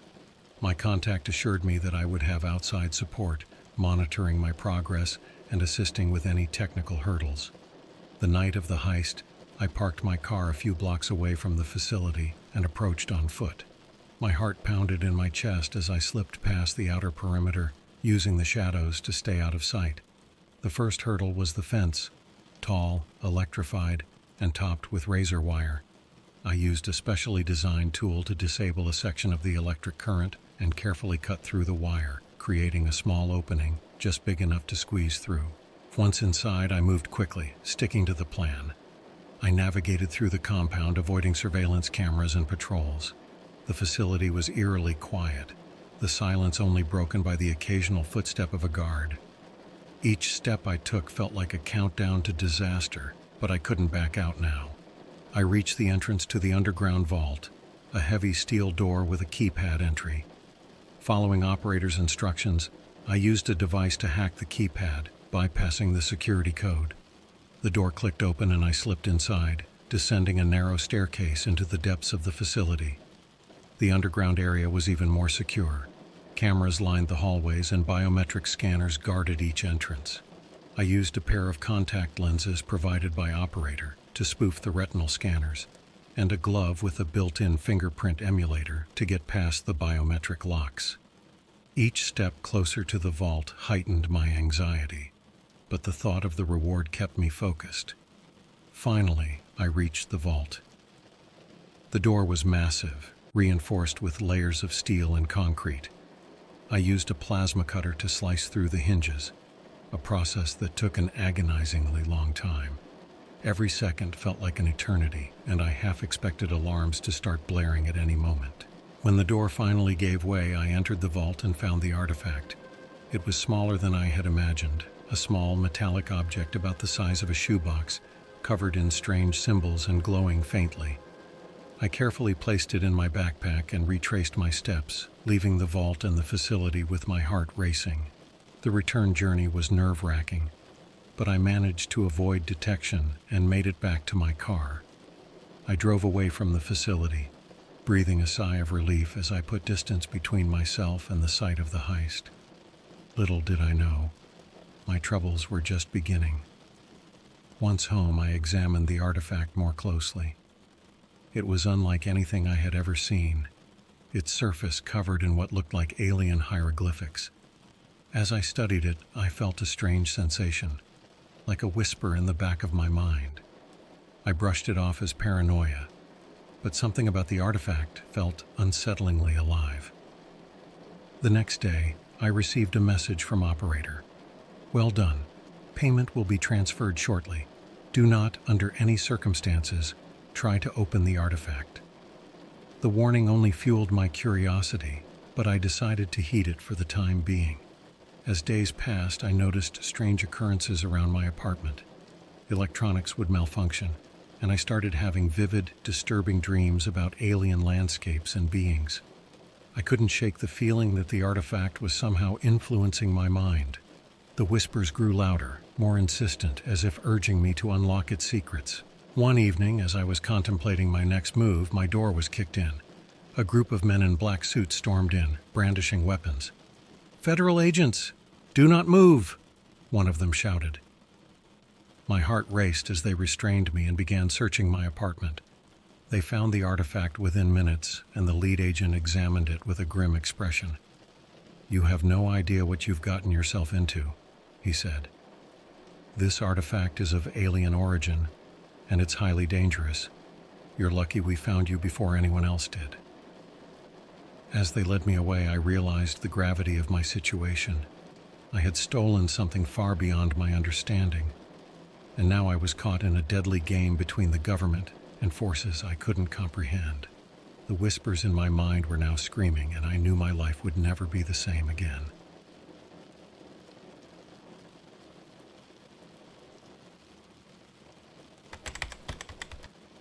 I was taken to a secure facility, blindfolded and handcuffed, with no idea where I was being held.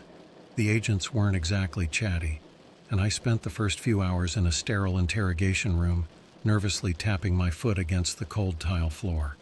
The silence was oppressive, broken only by the occasional click of the door as guards checked in on me. My thoughts kept drifting back to the artifact and the strange whispers that had haunted me since I took it. Finally, the door swung open, and a man in a gray suit entered. He had a stern face, the kind that looked like it hadn't smiled in years. He introduced himself as Agent Carter, and his eyes bore into me with an intensity that made me squirm in my seat.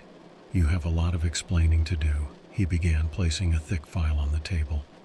"But first, let's make one thing clear. The artifact you stole is of extraterrestrial origin. It's part of a series of items we've been tracking for decades, believed to be remnants of an ancient alien civilization." My heart pounded as he spoke. Aliens?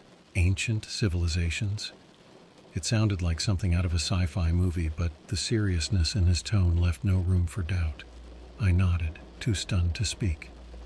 "We have reason to believe this artifact contains advanced technology, possibly even a form of artificial intelligence. Its potential applications are vast and could change the course of human history. That's why so many parties are interested in it, including some very dangerous individuals." I took a deep breath, trying to process everything. "So what happens now?" I asked, my voice barely more than a whisper. Agent Carter leaned back, folding his arms. "We need your cooperation. You're in a unique position. You've interacted with the artifact, and it seems to have bonded with you in some way. The whispers you've been hearing aren't a figment of your imagination. We believe they're a form of communication, an attempt by the artifact to interface with a sentient being." The room felt like it was spinning. The idea that this alien object was trying to communicate with me was terrifying, but the prospect of cooperating with the government wasn't much better. I had no idea what they intended to do with the artifact, and the whole situation reeked of danger. "I'll cooperate," I said finally, "but I need assurances. I want to be protected from whoever else is after this thing." Agent Carter nodded. "We can arrange that, but you need to understand the stakes here. If the wrong people get their hands on this technology, the consequences could be catastrophic." Over the next few days, I was moved to a secure location, a nondescript house in the middle of nowhere, surrounded by fields and forests. It felt like something out of a spy thriller, complete with guards patrolling the perimeter. Inside, scientists and agents buzzed around, setting up equipment and monitoring the artifact, which was now housed in a reinforced glass case in the basement. Despite the security measures, I couldn't shake the feeling of being watched. The whispers had grown louder, more coherent, and sometimes I could almost make out words. It was as if the artifact was trying to tell me something important, but the message was just out of reach. One night as I lay in bed, I had a vivid dream. I was standing in a vast alien landscape under a sky filled with unfamiliar stars. In the distance, I saw towering structures unlike anything on Earth. The ground beneath my feet pulsed with a strange energy, and I felt drawn toward a central building, larger and more imposing than the rest. Inside, I found a chamber filled with glowing symbols, similar to those on the artifact.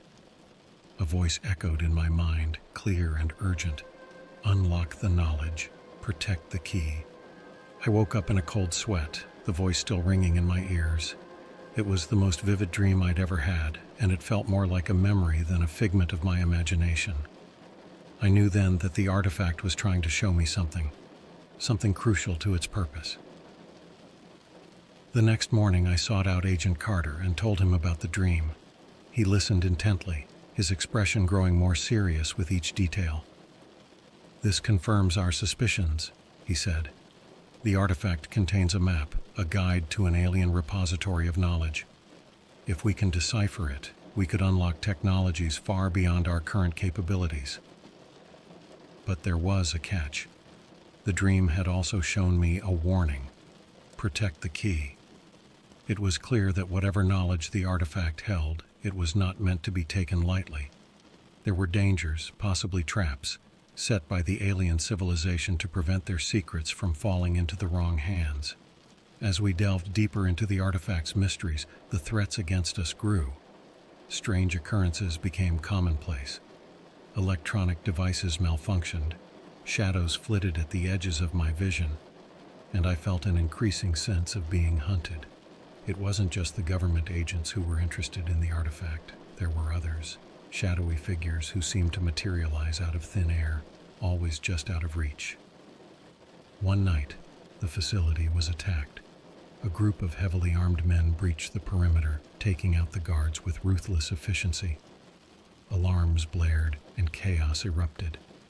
Agent Carter and I managed to escape to a secure room, but it was clear our position had been compromised.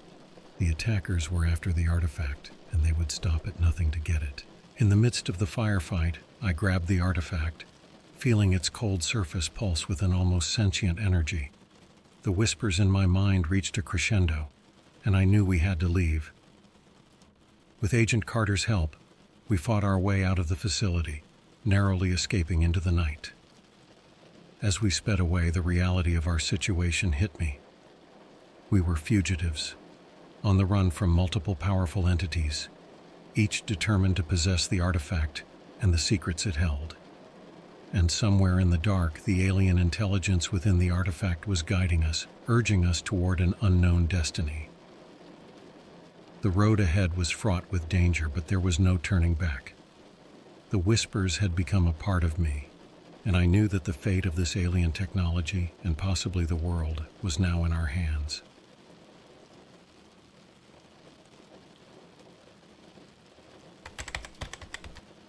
The first few days on the run were a blur of motels, back roads, and constant paranoia.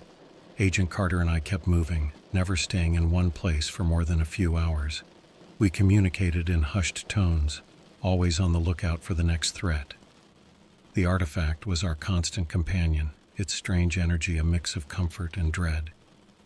Despite the chaos, we managed to set up a temporary base in a remote cabin deep in the woods. It was an old, creaky place, but it had the advantage of being off the grid and hard to find. Carter's government contacts helped us secure some basic supplies and equipment, and we started working on deciphering the artifact's secrets. The whispers in my mind had become more frequent, more insistent. They guided me as I traced the glowing symbols on the artifact's surface, revealing hidden patterns and connections. It was like solving a complex puzzle, with pieces falling into place one by one. Carter watched over me, his expression a mix of concern and fascination. One evening, after hours of intense focus, I made a breakthrough. The symbols formed a coherent map, depicting an unfamiliar landscape dotted with alien structures. It matched the dream I had, the vast alien city under a sky filled with strange stars. But there was more. The map also highlighted a specific location, marked with an intricate symbol that pulsed with a soft, eerie glow. "We need to go there," I told Carter, pointing at the map. "That's where we'll find the repository." Carter studied the map, His brow furrowed. "It's not on Earth," he said finally. "This location is somewhere else, maybe even on another planet." The realization was both thrilling and terrifying. We were dealing with technology far beyond our understanding, and the journey ahead was fraught with unknown dangers. But we had no choice. The artifact's secrets needed to be unlocked, and this repository was the key. As we prepared for our next move, the threats against us intensified. Our location had been compromised, and it wasn't long before we heard the sound of helicopters and saw shadows moving through the trees. We packed up quickly, leaving the cabin behind as we made our way deeper into the wilderness. We hiked for hours, pushing ourselves to the limit until we reached a hidden cave system Carter knew about. Inside, we found a network of tunnels that provided temporary shelter. It was cold and damp, but it was safe, at least for now. Using the limited resources we had, we set up a makeshift lab and continued our work. The artifact seemed to respond to our efforts, its whispers guiding me toward new discoveries. I learned that the repository contained a vast library of alien knowledge, including advanced technology, medical breakthroughs, and even hints of space travel. But the artifact also carried a warning. The repository was guarded by powerful defenses designed to protect its secrets from falling into the wrong hands. The message was clear. Only those who proved worthy could access the knowledge within. One night, as we huddled around a small fire, Carter and I discussed our next steps. "We need to find a way to reach this location," he said. "But without knowing exactly where it is, we're shooting in the dark." I nodded, feeling the weight of our predicament. "The artifact mentioned a gate," I said slowly. "A portal that connects our world to theirs. If we can find it, we can use it to travel to the repository." Carter looked skeptical but intrigued. "A portal? Do you think it's on Earth?" "It has to be," I replied. "The map shows a connection point here, on our planet. We just need to figure out where it is." Over the next few days, we scoured the artifact for more clues. The whispers guided me to a hidden compartment within the artifact, revealing a small, crystalline device. It emitted a faint, pulsating light and seemed to resonate with the artifact's energy. "This must be the key to activating the portal," I said, holding the device carefully. "We need to find the connection point and use this to open the gate." Carter nodded, determination in his eyes. "Then that's our mission. We find the portal, we unlock the repository, and we protect its secrets." With renewed purpose, we set out once more, following the clues provided by the artifact. It led us to an abandoned research facility, hidden deep in a remote forest. The place was overgrown and decayed, a relic of a long-forgotten project. Inside, we found evidence of past experiments, documents, equipment, and strange markings on the walls that matched the symbols on the artifact. It became clear that this facility had once been part of a covert operation to study alien technology, and the portal was the culmination of their work. As we delved deeper into the facility, we encountered resistance. Unmarked agents, similar to those who had attacked the cabin, swarmed the area. It was a race against time as we fought our way through, using every ounce of skill and cunning to stay ahead. Finally, we reached the heart of the facility, a large chamber with a circular platform in the center. The platform was covered in alien symbols, and at its core was a pedestal designed to hold the crystalline device. With trembling hands, I placed the device on the pedestal. The chamber filled with a bright, otherworldly light, and the symbols began to glow. The portal was opening, and the whispers in my mind sang with anticipation. Just as the portal stabilized, the chamber doors burst open and the agents poured in. Carter and I exchanged a quick glance, knowing we had only one chance. We dashed toward the portal, diving through just as the first shots were fired. The sensation of passing through the portal was indescribable, a feeling of being stretched and compressed, of time and space bending around us. When the light faded, we found ourselves standing in the vast alien landscape from my dreams. The repository loomed ahead, its towering structures casting long shadows in the alien light. The air was thick with anticipation, and I could feel the artifact's energy humming in harmony with the environment.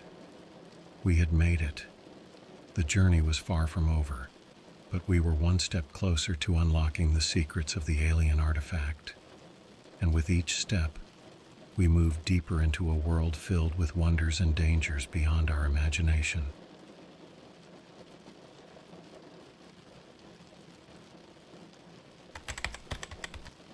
Stepping through the portal felt like entering another world, because it was. The alien landscape stretched out before us, an eerie yet awe-inspiring sight. The sky was a deep indigo, dotted with unfamiliar constellations, and the air had a faint metallic tang. Towering structures of a design unlike anything on Earth loomed in the distance, casting long shadows over the strange, pulsing ground. Agent Carter and I stood in stunned silence for a moment, taking it all in. The artifact in my backpack seemed to vibrate with excitement, the whispers in my mind now a steady hum. We had reached the repository, but the real challenge was just beginning. We made our way toward the largest structure, a monolithic building that seemed to glow with an inner light. The architecture was both beautiful and intimidating, with sweeping curves and intricate carvings that shimmered in the alien light. As we approached, a massive door slid open silently, revealing a dimly lit corridor that beckoned us inside. The interior was just as awe-inspiring as the exterior. The walls were lined with panels of glowing symbols, and the floor seemed to ripple like liquid metal. The whispers guided me forward, deeper into the structure. Carter stayed close, his hand resting on his holstered weapon, eyes scanning for any sign of danger. We soon reached a central chamber, dominated by a large circular platform. In the center of the platform was a pedestal, identical to the one we had used to activate the portal. It was clear that this was the heart of the repository, the place where the artifact would reveal its secrets. I placed the artifact on the pedestal, and the chamber came alive with light and sound. The symbols on the walls glowed brighter, and a holographic interface appeared above the pedestal, displaying complex diagrams and alien script. The whispers in my mind were almost deafening, urging me to interact with the interface. As I tentatively touched the holographic symbols, the repository responded, projecting detailed schematics and data streams. It was a treasure trove of knowledge, blueprints for advanced technology, medical breakthroughs, and even hints of space travel. But there was more. A history of the ancient civilization that had created this repository, and a warning about the dangers of misusing their knowledge. As I absorbed the information, I noticed a recurring theme: a powerful defense system designed to protect the repository from intruders. The alien civilization had foreseen the possibility of their technology falling into the wrong hands, and they had created safeguards to ensure that only those who proved themselves worthy could access their secrets. Suddenly, the repository's defenses activated. The chamber filled with a low, rumbling sound, and the walls shimmered with energy fields. Carter and I exchanged a worried glance. Something had triggered the security protocols, and we were in the middle of it. Without warning, the chamber's entrance sealed shut, and a series of robotic sentinels emerged from hidden alcoves. They were sleek and deadly, with glowing eyes and energy weapons aimed directly at us. The whispers in my mind urged calmness, suggesting a way to deactivate the sentinels using the interface. I quickly navigated the holographic controls, inputting commands based on the whisper's guidance. The sentinels paused, their weapons still trained on us, as the repository evaluated my actions. After a tense moment, the energy fields dissipated, and the sentinels powered down, returning to their alcoves. We had passed the first test. Relieved but wary, we continued our exploration of the repository. Each chamber we entered revealed more incredible technologies and insights, but also more challenges. We encountered puzzles that tested our intellect, physical obstacles that required agility, and moral dilemmas that forced us to consider the consequences of our actions. One such challenge involved a chamber filled with holographic recreations of the alien civilization's history. We witnessed their rise to power, their technological advancements, and their eventual downfall. The final segment showed their desperate efforts to safeguard their knowledge, fearing it could be used for destructive purposes. The Whispers urged us to learn from their mistakes, to use their knowledge responsibly and for the betterment of all. As we progressed, the presence of the artifact became more pronounced. It seemed to be guiding us toward a final central chamber, the core of the repository. The path was fraught with dangers, but we managed to overcome each one, driven by the urgency of our mission. Finally, we reached the core chamber. It was vast and circular, with a massive glowing orb suspended in the center. The whispers in my mind reached a fever pitch, revealing that this orb was the repository's central intelligence, a powerful AI that held the entirety of the alien civilization's knowledge. Approaching the orb, I felt a sense of reverence. This was it, the culmination of our journey. The whispers guided me to place the artifact into a slot at the base of the orb. As I did, the orb flared with light, and a voice echoed in my mind, clearer than ever before. "Welcome, seekers of knowledge. You have proven yourselves worthy. The repository is yours to explore. Use its wisdom wisely, and may it guide you to a brighter future." The repository's defenses deactivated, and the chamber's walls projected a vast array of information. Carter and I stood in awe, realizing the magnitude of what we had discovered. The knowledge contained within this repository could revolutionize humanity's understanding of science, medicine, and technology, but it also came with a heavy responsibility. As we began to download and catalog the data, I couldn't shake the feeling that our journey was far from over.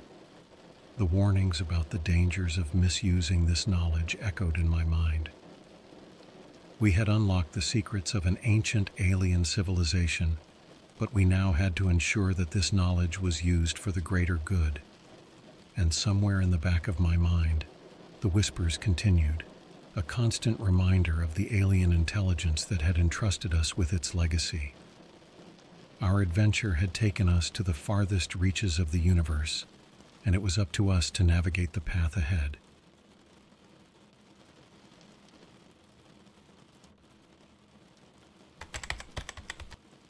The enormity of what we had uncovered in the repository left Carter and me both exhilarated and apprehensive. We had access to a vast array of advanced alien technology and knowledge, but with great power came great responsibility. The whispers in my mind had quieted to a gentle hum, as if the alien intelligence was waiting to see what we would do next. With the data safely stored on encrypted devices, we prepared to leave the repository. As we approached the portal that would take us back to Earth, I couldn't help but feel a sense of reverence for the ancient civilization that had created this incredible place. Their legacy was now in our hands, and it was up to us to honor their intentions. The journey back through the portal was just as disorienting as the first time. The sensation of being stretched and compressed seemed to last forever, and when we finally emerged, we found ourselves back in the abandoned research facility. The room was quiet, the air still humming with residual energy from the portal. Our return was not unnoticed. As we stepped out into the corridor, we were met by a group of federal agents, including some familiar faces from our earlier encounters. At their head was Agent Carter's superior, a stern woman with sharp eyes who introduced herself as Director Harris. "You've done well," Director Harris said, her tone both congratulatory and cautious. "But the hardest part is yet to come. We need to ensure that this knowledge is protected and used responsibly." Carter and I exchanged a glance. We knew this was coming, but it didn't make the reality any less daunting. We handed over the encrypted devices containing the repository's data, and Director Harris assured us that a specialized team would be assembled to study and implement the technologies carefully. For the next few weeks, we were debriefed extensively. The government was determined to understand every detail of our journey and the repository's contents. Despite the tight security, whispers of our discovery began to leak out, drawing the attention of various factions, both domestic and international. that sought to exploit the alien technology for their own gain. It was during one of these debriefings that Carter and I were approached with a proposal. The government wanted us to lead a new task force dedicated to overseeing the research and development of the alien technologies. They believed our first-hand experience and the bond I had with the artifact made us uniquely qualified for the job. Reluctantly, we agreed. It was a heavy burden, but we felt a sense of duty to ensure the knowledge was used for the betterment of humanity. The task force, dubbed Project Sentinel, was established in a secure, undisclosed location.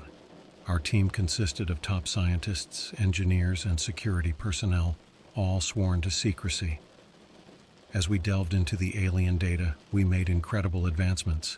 Medical breakthroughs that could cure previously incurable diseases, energy solutions that could end our dependence on fossil fuels, and even preliminary steps toward space travel. The potential was limitless, but we remained vigilant, always aware of the ethical implications of our work. One evening, as I reviewed some data in the lab, the whispers returned, this time with a sense of urgency. I focused on the artifact, trying to understand its message. It was a warning. The knowledge we had unlocked could also be used to create devastating weapons, and there were those who would stop at nothing to obtain it. My heart sank.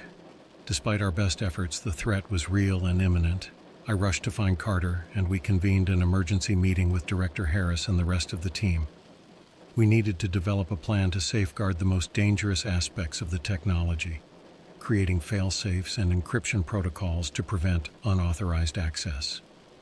In the months that followed, we worked tirelessly to balance the dissemination of beneficial technologies with the containment of potentially harmful ones.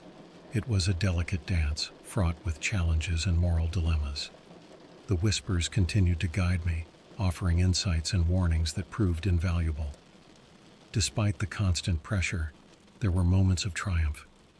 Seeing the positive impact of our work, lives saved by advanced medical treatments, communities powered by clean energy, was incredibly rewarding. It reminded us why we had taken on this immense responsibility in the first place. Yet the shadow of those who sought to misuse the technology always loomed. We faced numerous threats, from cyber attacks to physical breaches, but our team remained steadfast. The artifact, now a symbol of our mission, seemed to bolster our resolve.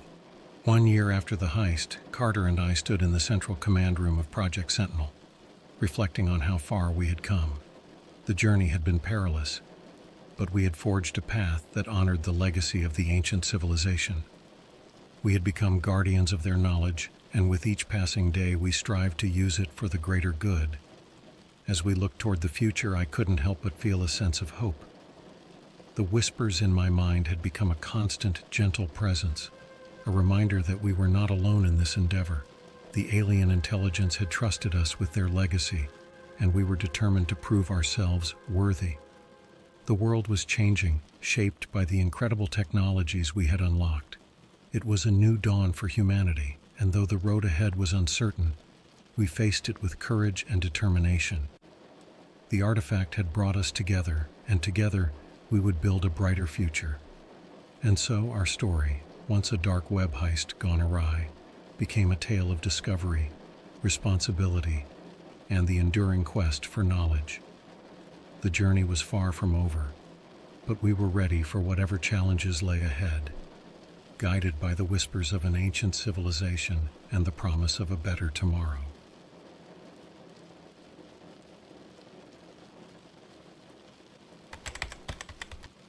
Ghosts, aliens, conspiracy theories. I thought they were all just tales for the gullible.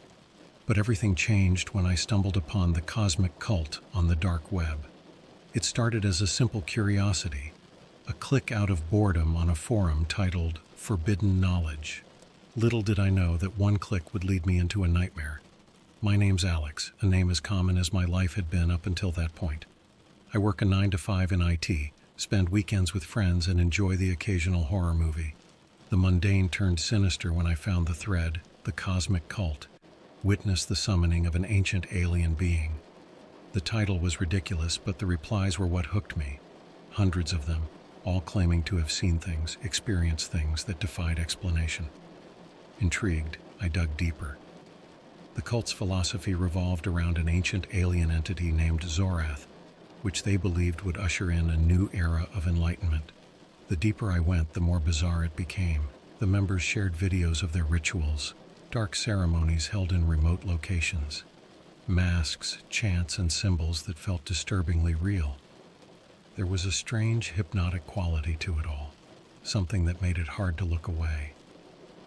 As weeks passed, I couldn't shake off the feeling that there was more to it. I reached out to a user named Watcher, a supposed ex-member of the cult. Watcher's response was immediate and unsettlingly detailed. He warned me about getting too close, about the dangers of their rituals. He claimed that the cult had real power, that their chants were not mere words, but invocations in a language not of this world. Despite Watcher's warnings, my curiosity had turned into an obsession.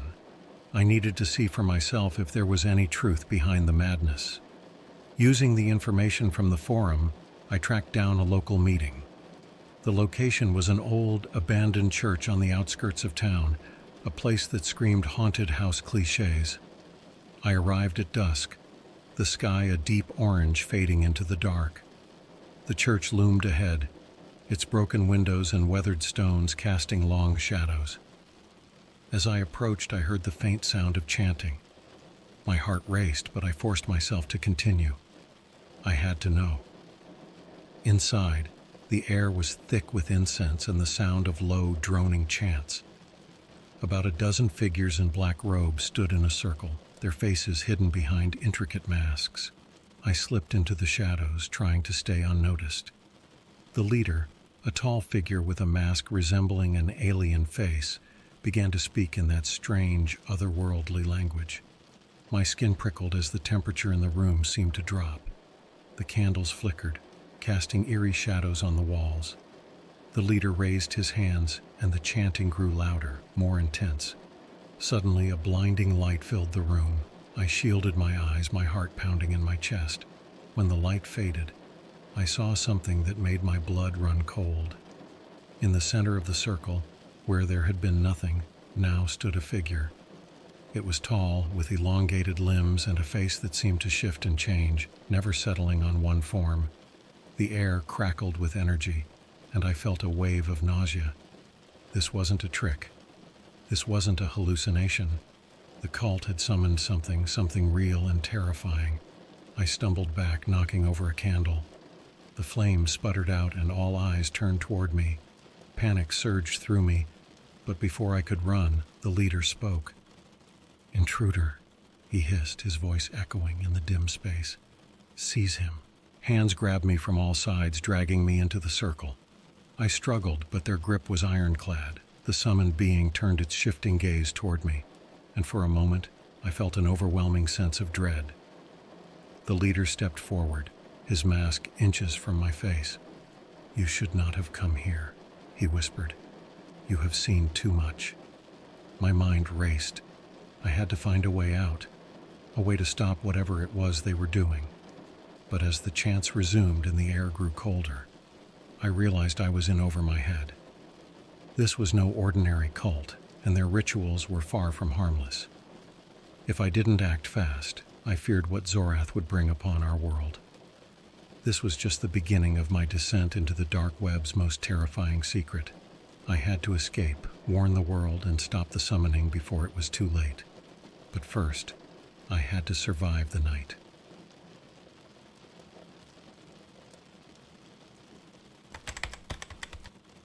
I don't know how long I was unconscious, but when I came to, I found myself in a dimly lit room. My hands were bound, and a thick, musty smell filled the air. The walls were lined with strange symbols drawn in what looked like chalk. It took a moment for my eyes to adjust, but when they did, I saw the leader standing before me, his mask still in place. "You've meddled in affairs beyond your understanding," he said, his voice calm but menacing. "But perhaps you can be of use to us." My mind raced, trying to make sense of his words. Use to them? How could I possibly be of any use to a cult trying to summon an ancient alien being? Fear gnawed at my insides, but I forced myself to stay calm. "What do you want from me?" I asked, my voice barely more than a whisper. The leader leaned in, his eyes, strangely human, glinting behind the mask. "You stumbled upon us for a reason, Alex. Zorath has chosen you, whether you realize it or not." Chosen? The word sent chills down my spine. I had come here out of curiosity, not fate. I didn't believe in destiny, but the circumstances were becoming increasingly surreal. The leader motioned for two robed figures to lift me to my feet. They untied my hands but kept a firm grip on my arms. "You will witness our rituals," the leader continued, "and perhaps you will come to understand." They led me through a series of narrow, winding corridors. The deeper we went, the colder and darker it became. We finally emerged into a vast underground chamber, its ceiling so high it was lost in shadow. The space was filled with more cult members, all wearing the same black robes and masks. In the center was a large stone altar covered in those same strange symbols. The leader stepped forward and addressed the gathering. "Tonight we continue our work to summon Zorath. Our new member Alex will bear witness to the power of our rituals." A murmur went through the crowd as they turned to look at me. I felt 1,000 eyes boring into me, each one filled with a mix of curiosity and suspicion. They began to chant, their voices rising and falling in a hypnotic rhythm. The air grew thick with energy, and I could feel a strange vibration beneath my feet. As the chanting intensified, the symbols on the altar began to glow with an eerie light. The leader produced a small, intricately carved box and opened it, revealing a crystal that seemed to pulse with its own inner light. He held it high, and the chanting reached a fever pitch. Suddenly, the crystal shattered, and a wave of energy swept through the room. The force knocked me to the ground, and for a moment, everything went black. When I regained my senses, I saw that the air above the altar was shimmering, like heat rising from a summer road. The shimmer grew, coalescing into a shape, vaguely humanoid but twisted and otherworldly. It was as if the air itself had come alive, forming a being that defied comprehension. The sight filled me with an overwhelming sense of dread. This was no benevolent entity. This was something ancient and malevolent, something that should not be brought into our world. The cult members seemed oblivious to the danger. They chanted louder, their faces filled with a fanatical devotion. The shimmering figure moved, its form shifting and twisting in ways that made my stomach churn. It reached out a hand, if you could call it that, toward the leader, who stood unflinching. And then the creature spoke. Its voice was a cacophony of whispers, each one overlapping the other, creating a sound that was both mesmerizing and horrifying. "I am Zorath," it said. "You have called, and I have answered." The leader bowed deeply. "We are honored by your presence, Great One." I could feel my heart pounding in my chest. This was no trick, no elaborate hoax. The cult had succeeded in summoning something truly terrifying. And now it was here, in our world. I knew I had to do something, but what? I was alone, surrounded by fanatics, facing a being of unimaginable power. As the reality of my situation sank in, a plan began to form in my mind. I would play along, pretend to be one of them, and bide my time. I needed to find a way to stop this, to send Zorath back to wherever it had come from. But I couldn't do it alone. As the ritual continued, I caught sight of someone at the edge of the crowd. It was Watcher. He nodded subtly, a look of grim determination on his face. He had infiltrated the cult, too, and together, we might just stand a chance. For now, I had to endure the horror of the rituals and earn their trust. But I knew one thing for sure. I wouldn't let Zorath's malevolent influence spread. I would find a way to stop the summoning before it was too late.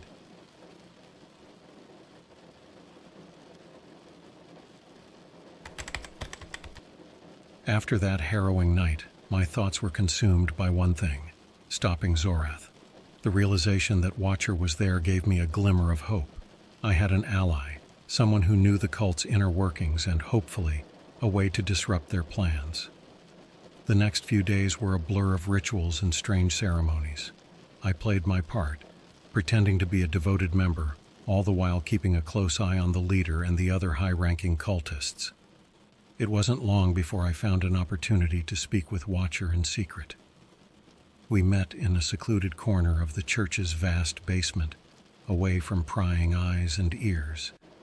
He was a middle-aged man, his face lined with worry and fatigue. "Alex," he said, his voice barely above a whisper, "we don't have much time. The summoning is progressing faster than I expected." "How do we stop it?" I asked, desperate for a plan. Watcher took a deep breath.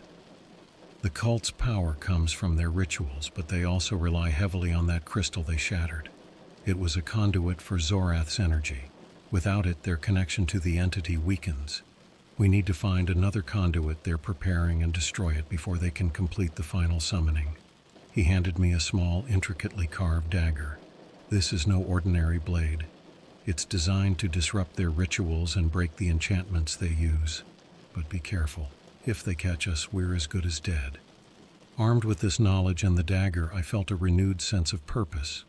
Over the next few days, I observed the cult more closely, looking for any sign of another conduit. The leader had been acting more secretive, often retreating to a hidden chamber beneath the church. One night, under the cover of darkness, I decided to follow him. He moved swiftly, almost as if he knew he was being watched. I kept a safe distance, my heart pounding with each step. He descended into the depths of the basement, through a door I hadn't noticed before. Inside, the room was filled with strange artifacts and symbols. On a pedestal in the center of the room was another crystal, larger and more menacing than the first. It pulsed with an eerie light, casting long, twisting shadows on the walls. This had to be the new conduit. I crept closer, my hand tightening around the dagger.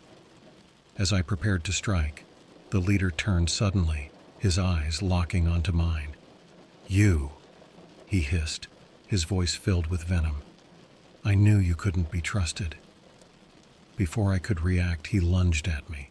We grappled, the dagger slipping from my hand and clattering to the floor. The leader was surprisingly strong, his grip like iron. But I fought back, fueled by desperation and the knowledge that our world's safety depended on it. We struggled, knocking over shelves and scattering artifacts. The room seemed to pulse with energy, reacting to our conflict. Just as I thought I might lose, Watcher appeared at the door, his face set in grim determination. He rushed in, grabbing the dagger and driving it into the crystal. A deafening crack filled the room as the crystal shattered, releasing a blinding light. The leader screamed, a sound that echoed with inhuman fury. The force of the explosion threw us both back, and I felt a searing pain in my side. When the light finally faded, the room was in ruins. The leader lay motionless, his mask shattered to reveal a face twisted in agony. The crystal was gone, reduced to a pile of glowing shards. Watcher helped me to my feet, his expression a mix of relief and concern. "It's done," he said, his voice trembling. "We've weakened their connection to Zorath. But this isn't over. They'll try again, and we need to be ready."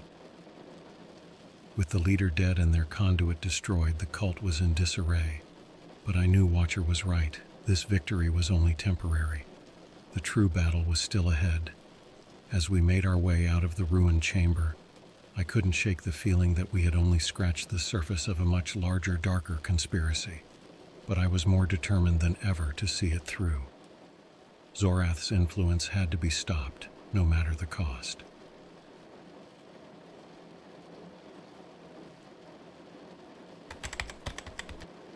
The destruction of the crystal and the death of the leader threw the cult into chaos. Members scattered, their once unified front now fractured and unsure. Watcher and I took advantage of the disarray, gathering as much information as we could. We knew the cult wouldn't stop their efforts to summon Zorath, and we had to be prepared for their next move. As we sifted through the remnants of the underground chamber, we discovered a series of journals and manuscripts. They were written in the same strange language the cult used during their rituals, but Watcher had some experience decoding it. He spent hours poring over the texts, occasionally muttering to himself as he translated. "This is worse than I thought," he finally said, looking up from the manuscripts. "There's another location, a place where the cult's power is even stronger. It's an old observatory deep in the woods. They've been preparing it for years, and it's where they plan to complete the final summoning. An old observatory, it made sense.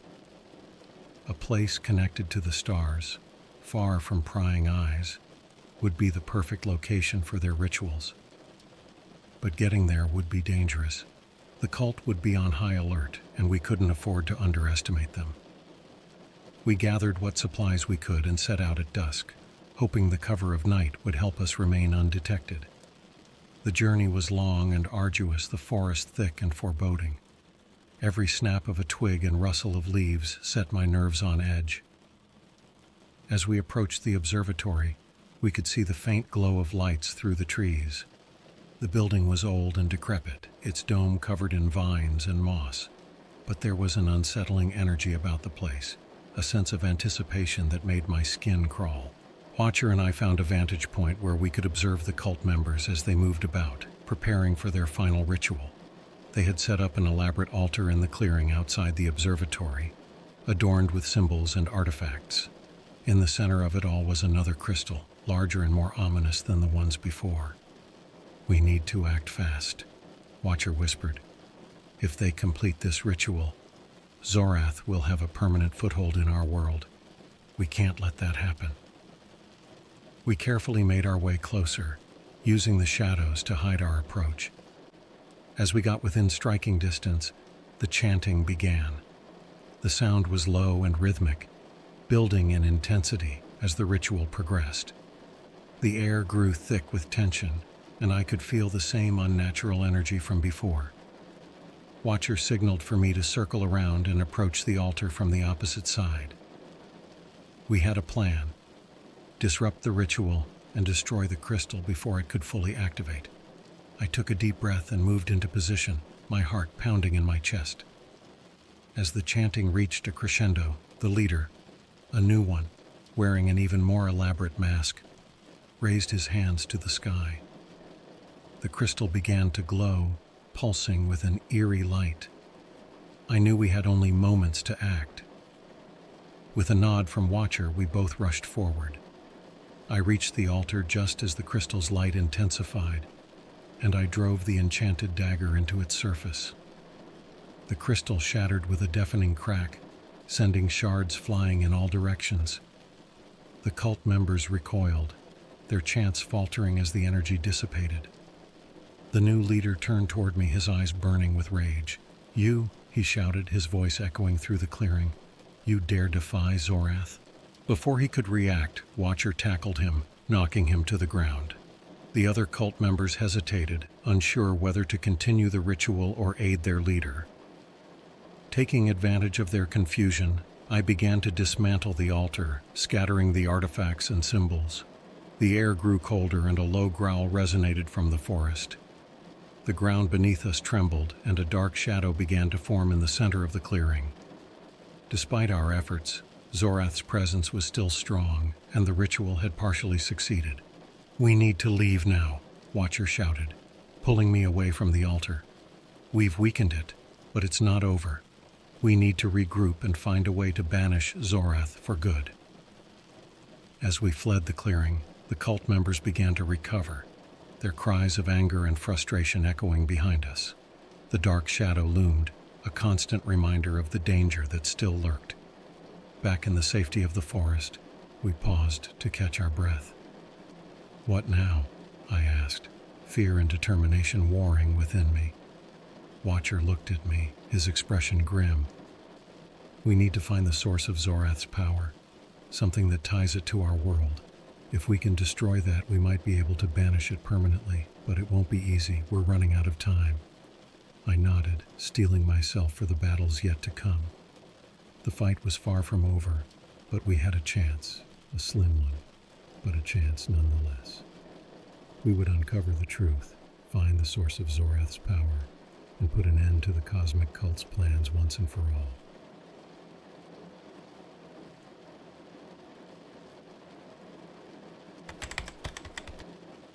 Watcher and I didn't have much time to rest. The cult's power was still strong, and the presence of Zorath loomed ominously. We needed to find the source of Zorath's power and destroy it before the cult could regroup and attempt the summoning again. Watcher pored over the remaining manuscripts we had taken from the church. As dawn broke, he finally found a clue. "There's a mention of an ancient relic," he said, excitement and urgency in his voice. "It's called the Heart of Zorath. The cult believes it's a fragment of the entity itself, a piece of its essence that they've kept hidden for centuries. If we can find and destroy it, we might be able to sever Zorath's connection to our world."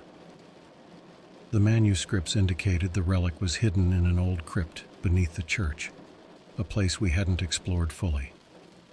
With no time to lose, we made our way back to the abandoned church, hoping to find the crypt and the Heart of Zorath before the cult could interfere.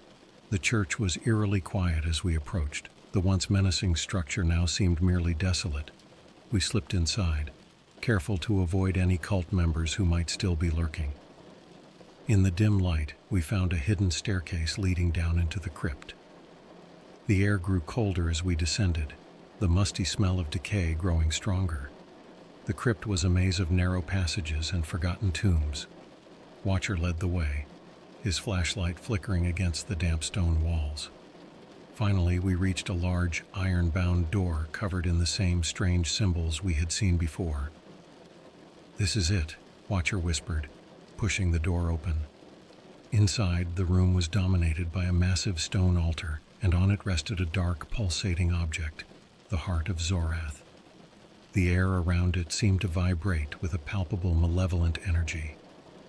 "We have to be quick," Watcher said, handing me the enchanted dagger. "Destroying this won't be easy. The heart is powerful, and it will fight back." I took the dagger, my hand shaking slightly. As I approached the altar, the air grew colder, and a deep, resonant hum filled the room. The Heart of Zorath glowed with an intense, dark light, and I could feel its power pressing down on me. Summoning all my courage, I raised the dagger and brought it down on the heart.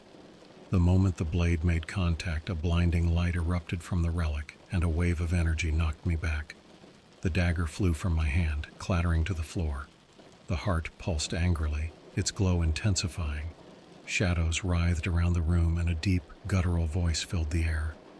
"You dare defy me?" it growled, the sound reverberating through my bones. Watcher rushed forward, grabbing the dagger and thrusting it into the heart again. The relic shuddered, cracks appearing on its surface.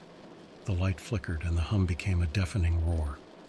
I scrambled to my feet, grabbing the dagger once more and driving it deeper into the heart. With a final, ear-splitting crack, the Heart of Zorath shattered. The light vanished and the oppressive energy lifted. The relic lay in pieces, its power broken. The crypt was silent, the malevolent presence gone. We stood there, catching our breath, relief flooding through us. "We did it," Watcher said, his voice shaking with exhaustion and triumph. "Zorath's connection to our world is severed." As we made our way back to the surface, the church seemed less foreboding. The weight of its dark history lifted. The cult was broken, their power shattered along with the Heart of Zorath. In the weeks that followed, life slowly returned to normal. The cult members scattered, their influence waning. Watcher and I kept in touch, knowing we had forged a bond through our shared ordeal. One evening, as I sat on my porch watching the sunset, I received a message from Watcher. "It's over for now, but we need to stay vigilant. There are always those who seek to tap into powers beyond our understanding." I couldn't help but agree. The dark web, with its hidden forums and forbidden knowledge, was a place where danger lurked in the shadows. But for now, I was content to let the world of the cosmic cult fade into memory, a chilling reminder of the unknown forces that exist just beyond our perception. And as the sun dipped below the horizon, casting the world in twilight, I knew one thing for certain: some mysteries are best left unexplored.